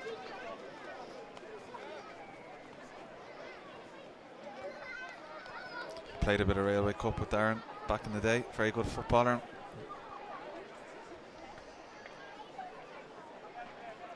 What a servant he was for Louth as well. Mossy Quinn. Keeper gets his hands to it, pushes it into the path of Oisin Manning. Good goalkeeping. Came off his line, took command. Connolly puts a tackle in on Lahif, but Lahif keeps his cool. More work for Maley to do. Yeah, Vincent's just aren't firing up front at the moment. I think they've probably gone the guts of 20 minutes since their last score when they were 5-1 up, which is unheard of for this team with the quality that they have. It's very unlike them, and they'll need to try and step things up pretty quick. Double scores now at the moment. There'll be a big push on to try and get the next score in the game. Niall O'Shea allowed it to let it go past him. Here's Seamus Ryan. Ryan has got Guckian inside. Guckian launches it. It's 1-on-1 in there, and it was won by Clark, but he was fouling.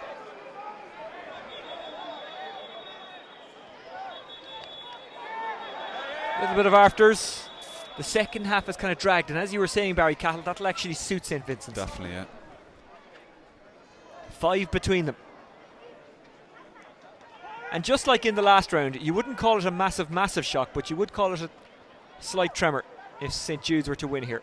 Because if you actually look at the form line in the last couple of years, they've been incredibly competitive. Yeah, and even last year's semi-final between both teams went right to the wire. I think Jude's got a couple of red cards toward the latter end of the game, and they were well in the game at that stage. So, they've been very competitive, getting to semi-finals regularly over the last 5 or 6 years, and they've got a couple of new additions into their team this year. So, they're well equipped and well able to get to a final this year or even win it. But still a long way to go in this game. And they've made a switch as well. Ronan Joyce has gone off. I'll tell you who's come in just a second. Ger Brennan comes forward. He was fouled free. Vincent's just need to pick it up now a level or two, a bit more urgency. They obviously have the footballers, but they're not quite at the level they would have liked to be at so far. They haven't been the St Jude's we've known over the last couple of years.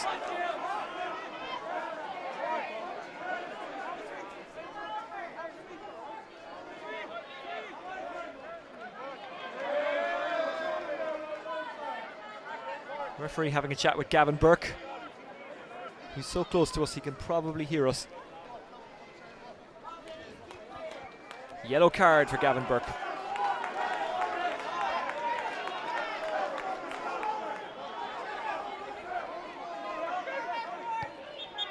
Brennan goes backwards. Concar. Gavin Burke. Burke slips up and he's absolutely pounced upon. It reminded me of rugby when a player goes to ground and the opposition get in over him and try and seal him off and isolate him. That's what Jude's did there. Guckian. It's a little bit too much on that one. The hip's not going to get there. Concar chips it out towards Varley.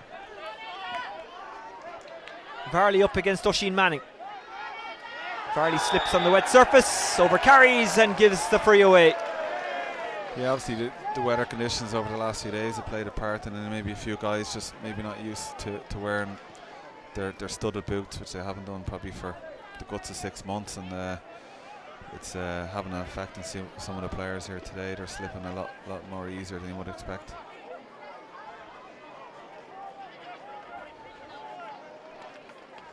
Chris Guckian has taken a bit of a knock. They will hope he's okay to continue because he's a real linchpin of this team. He is, and he's the captain this year, and in the quarter-final against Ballymun in the last round, he was the one that drove forward with a couple of minutes to go and scored a goal, so they'll be desperate to keep him on the pitch.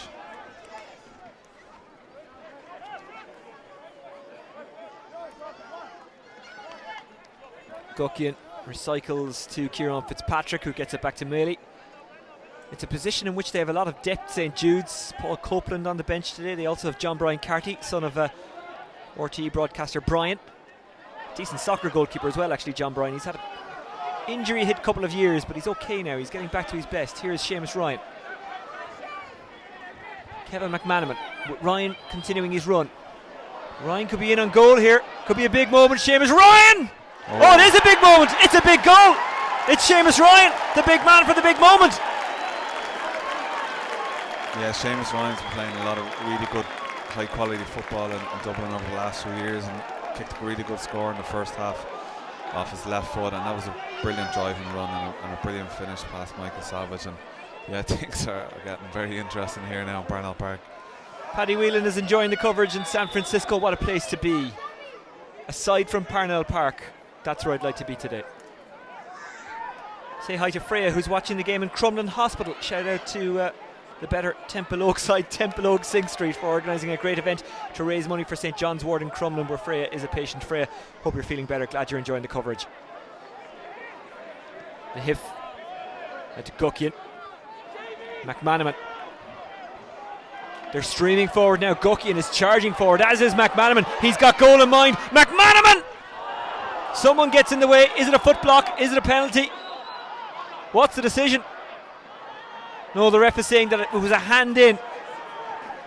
Well, I won't say that would have finished it, but it certainly would have put a big deposit on the win. Absolutely, yeah. Brilliant run by Cav McManaman, and Chris Gukian actually was running a couple of yards in front of him, and he was able to create the space for him. This is what St Jude's do best. They gallop forward like wild stallions. Lorcan Smith. St Vincent's aren't bad either, and now they've won a free straight in front of goal, and that will settle them down, because there's no doubt Mossy Quinn will knock this one over, even though Ger Brennan has it in hand and thought about taking it quickly.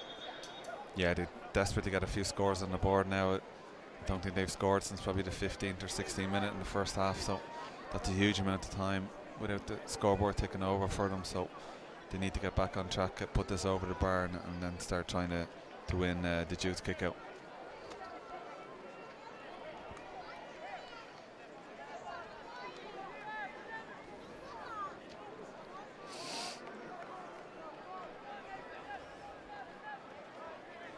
John Coughlin, or Colin, depending on what part of the country is watching. He says he's tailgating at the Redskins game, but making time for the big game at home. Big upset on the cards, says John. You could be right, John, but St Vincent's will try and steady the ship. John, a former St Sylvester's player.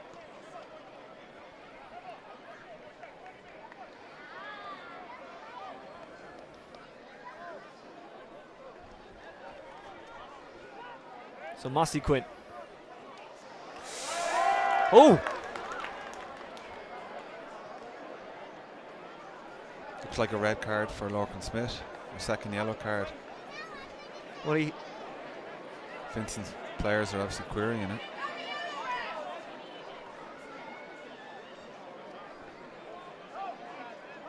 Well, I don't have him down for one yellow. No.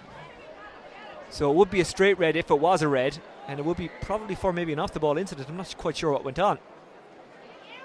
The referee was consulting with the umpires in there. This is a big moment because the cards are out. What colour is the card going to be?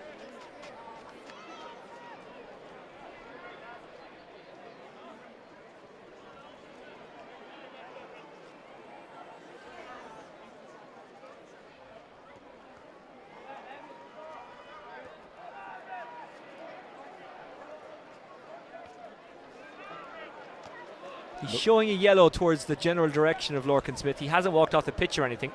I presume he's just given him his first yellow card now. Yeah, maybe he thought it was his second yellow, Yeah. and I thought so too, because I didn't have a Y beside his name. Of course, that doesn't necessarily always mean a player hasn't got one, it just wasn't marked down. Anyway, right decision made. He hadn't picked up a first yellow previous to picking up that one, so that is his first yellow. Mossy Quinn now to knock it over with 15 minutes to go.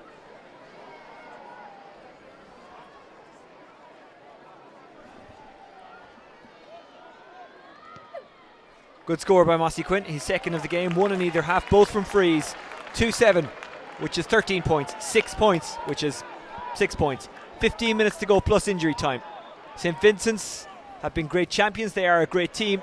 Can they come up with a great response? They're going to have to. Brendan Egan is hit hard from behind, but he did enough. Lorcan Galvin moves it on. Here's Diarmuid Connolly. Connolly onto Eamon Fennell.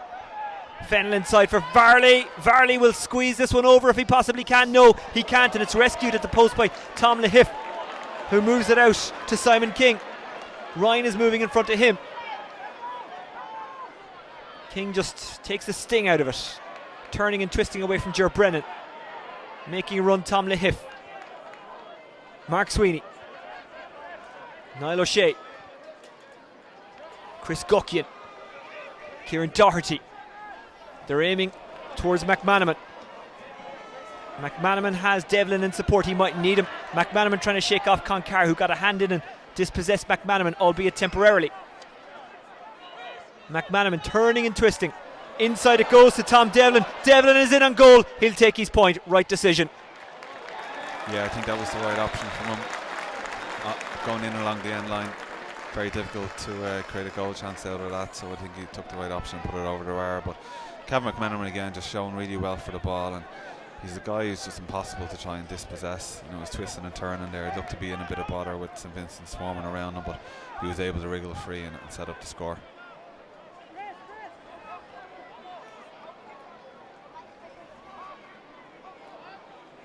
Savage not quite sure what to do with the kick out as Judes bravely push up.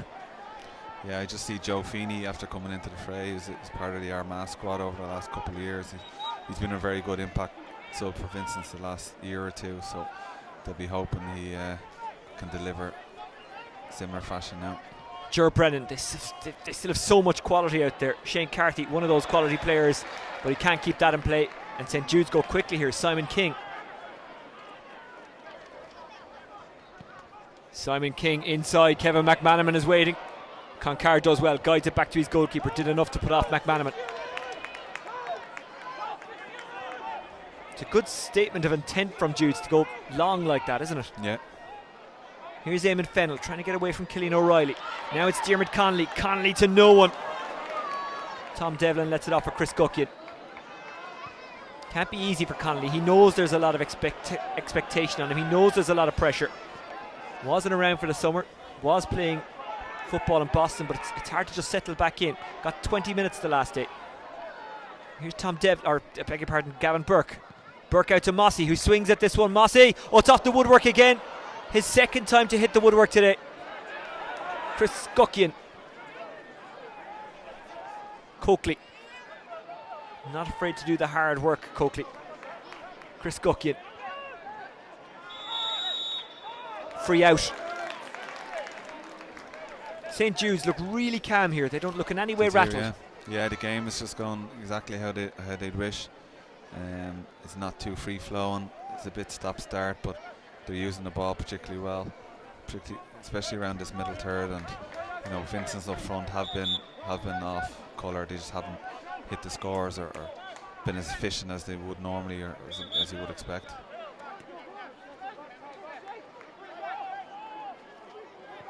Maley. Oh, he made that one awkward. Scarpering after this Cillian O'Reilly. He keeps it alive. Seamus Ryan shows for it. Instead they go short to Kieran Fitzpatrick. This is dangerous. Maley. Ryan, as always, they're cool under pressure though, St Jude's, even though it was them who put the pressure on themselves. Recycled by Lahif. Oisin Manning. Lahif. Guckian. Fullback Kieran Fitzpatrick. Mark Sweeney. Sweeney trying to get up with the ball. Vincent's not letting him. Eventually it does scramble loose. Mossy Quinn is after it. He's tugged back. It's a free in. Ger Brennan is on his own at the far post, or the near post as it would be when you're watching. Ger Brennan in on goal. Ger Brennan! Oh, he's desperately unlucky. Very unlucky there from Ger Brennan. Brilliant pass across from Mossy Quinn. He spotted that Ger was in space. Perfect ball, diagonal ball across. I think Ger did the right thing, you know, he kept it low, tried to place it into the corner, a bit of maybe a curl, and it just didn't come back in enough to be inside of the post. But that would have been a huge lift for Vincent's. Is that the moment? We still have 10 minutes plus injury time to go. There's still time. Kieran Doherty. Mark Sweeney. Sweeney booms it over. It's a good take. It's Niall Coakley. Coakley takes his point. Yeah, and I think he's right to just take his point, even though it was a goal chance. I think from Jude's perspective, just need to keep the scoreboard ticking over with a point every few minutes, just to try and keep Vincent's at bay. Well, it says an awful lot about Vincent's recent history that we still don't think they're done, even though there's 9 minutes to go and they're trailing by 15 points to 6 when you make the conversion. 2-9 plays 6 points. And going off is Simon King. Scored a good point, worked very hard.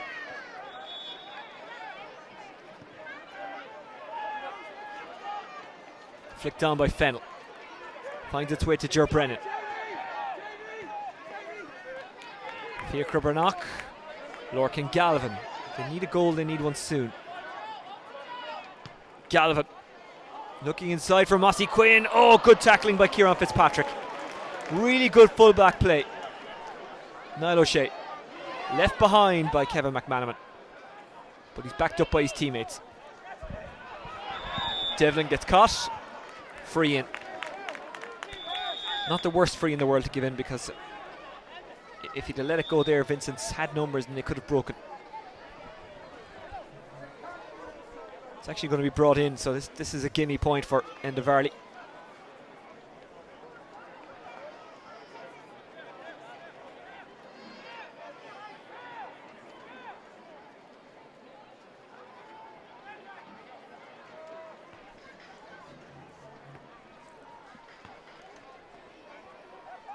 Varley drags it to the near side and wide.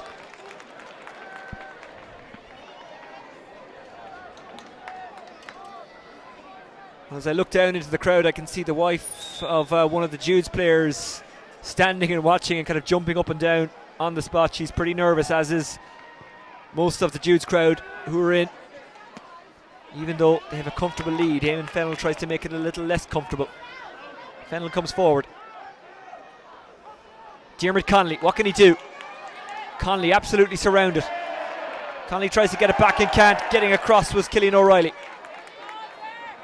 Joe Feeney. Varley. Varley pulled back, gives it back to Connolly. They have the advantage coming. Connolly. It goes wide. They get the free though. Yeah. But even at that, from the Jude's point of view, it's still a waste a bit of time. There's a bizarre atmosphere around the place. It's almost as if people are in disbelief. The Jude's crowd don't want to get too excited. The Vincent's crowd can't quite fathom what's going on. The neutrals, well, I'm sure they're enjoying it. Yeah, it's very unusual to be looking at that scoreline on the scoreboard with Vincent's just the 6 points and Jude's with 2-9. But you know, for Vincent to get back into this game, 6 minutes of normal time left, and we got to say that they do need a couple of goals. Now they have created a couple of goal chances but haven't been able to convert them, but they need to be a bit slicker in their move and try and get the ball into the forward line that bit quicker.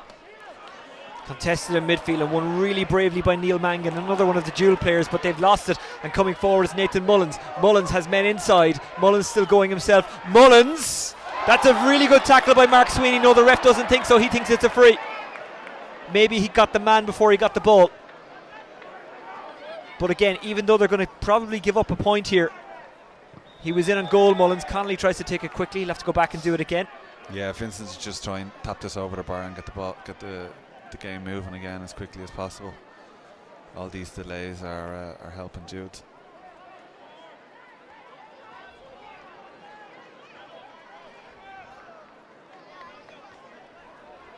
Varley booms it high. So high it goes over the netting. Yeah. Someone on the golf course is getting a free football. Varley with his second point, Vincent's with 2 in a row, and they're just about clinging on in there. 5 minutes to go. St Jude's 2-9, St Vincent's 8 points. Just in case you're looking at your screen at that top corner and you think it couldn't be that score, it has to be wrong. It's not. 7 between them. Maley in no rush. We saw last week Cuala coming back at Crooks. Didn't work out in the end in the hurling semi-final for Cuala, but they showed the quality that they have and the champions that they are. Can Vincent's do something similar here, only go that little bit further and actually get the win? Not now, they can't, because Gavin Burke was fouling Kieran Doherty. He was holding him before the ball arrived, and it's a free to St Jude's.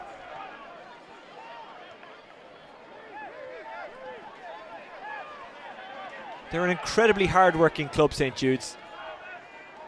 They've contested semi-finals and a final in the case of senior hurling in the last couple of years with dignity and pride. They haven't got the silverware to show for it hard work wise, but they've won a lot of admiration. Can they win their way to a final in football? Kevin McManaman. Jude's playing a bit of keep ball. Fitzpatrick had the option to go to the goalkeeper, chooses not to. Now he does. Maley pops it out to Kevin McManaman, who's dropped deep to kind of cool things down and just. Yeah, he's a habit of doing that alright at certain stages of the game. The player is very composed just to go back into his back line to get on the ball. Well, he can break tackles as well and beat players, which is always handy to have back there. Tom Devlin coming forward. Devlin has a free man inside. He's calling for it. It's a big high one into the square. Keeper comes out, gets something on it. Goes loose. Vincent's take it in hand. Almost getting to a breaking ball there was Neil Mangan. He couldn't quite in the end. He does enough to make it stick along with Niall Coakley. And again, they waste vital seconds. Bit of afters involving Mangan and Niall Coakley, who's in there. Vincent's need not get involved in this. They need to get going as quickly as they can.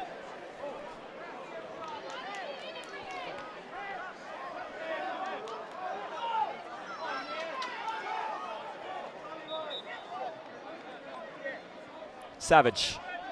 Fiacre Brannock waits. Concar runs out. Brannock runs onto it, the go-away man. Inside it goes to Eamon Fennell. Ger Brennan. Feeney. Brennan. Feeney stabs it to Varley. Launches it long. Vincent's go for what would be a consolation, but they can't even get that. Just has not been their day. But it hasn't been for the want of trying. No, they have kept plugging away. I mean, they had a couple of goal chances and start the second half a couple of times where they running in and around the end line and tried to fist it over the bar and didn't quite work out for them. 2-11 to 8 points. It's quite unbelievable. It's been a quality day for St Jude's, probably one of the best in their history, but it will mean so much more if they can go on and win the final. We're now into the 6th minute of injury time, and St Jude's can enjoy themselves. It's a bizarre feeling. Billy Sheehan helps it forward. Sheehan gets it back, gives it out to Tom Devlin. Now it's back to Killian O'Reilly. Everyone wants a touch now. Everyone wants to be on it. To be fair, that's been the case all throughout this game and all throughout this championship. St Vincent's turn it over. Sean Lamb. Inside it goes to Eamon Fennell. Fennell puts it inside to Mossy, and it's a good save by Melly. They'll go again. Sean Lamb can't get there. Recycled very well by Andy Sweeney. Billy Sheehan comes out of defence. Kevin McManaman cushions a ball. The final whistle is blown, and St Jude's place in the Dublin Senior Football Championship final has been confirmed. St Jude's 2-11, St Vincent's 8 points. Not a major shock, but certainly a minor tremor. Yeah, brilliant win by St Jude's. I mean, they had great form going into the game after knocking out one of the big favourites and one of the best teams around in Ballymun in the last round. But, you know, following a poor enough start from them, they were in complete control for the rest of the game. And, you know, the 2 goals are obviously crucial, one before half time and then one just after the start of the second half. But I think they'll be a very tough team to beat in the final. The way they set up, if they get a lead on you, it's very difficult to claw back because they get so many bodies back. They have that defensive system in play for probably the last 4 or 5 years, and it's really, really effective.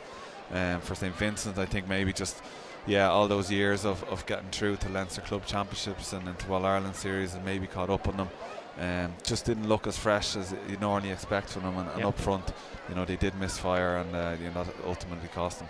And fair play to the Vincent's players. They're taking defeat on the chin. They're out there shaking the hands of their opposite numbers and the fans, and just kind of saying, well, look, you know what, we were beaten on the day, you were the better team. St Jude's against Kilmacud Crokes, that's going to be a clash of styles. It's going to be an interesting final. Very interesting. Obviously Kilmacud Crokes had a really good win yesterday against Ballybowden in awful weather conditions, but I think going into that final, it's pretty much a 50-50 game in my view.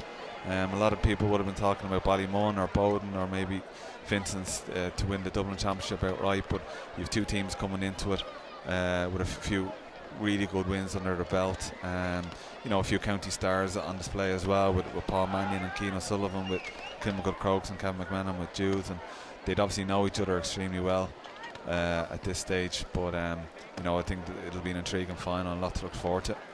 Well, thank you very much for joining us. I understand that for some of you the stream didn't quite go the whole way and it stopped for a few minutes, but you didn't miss much.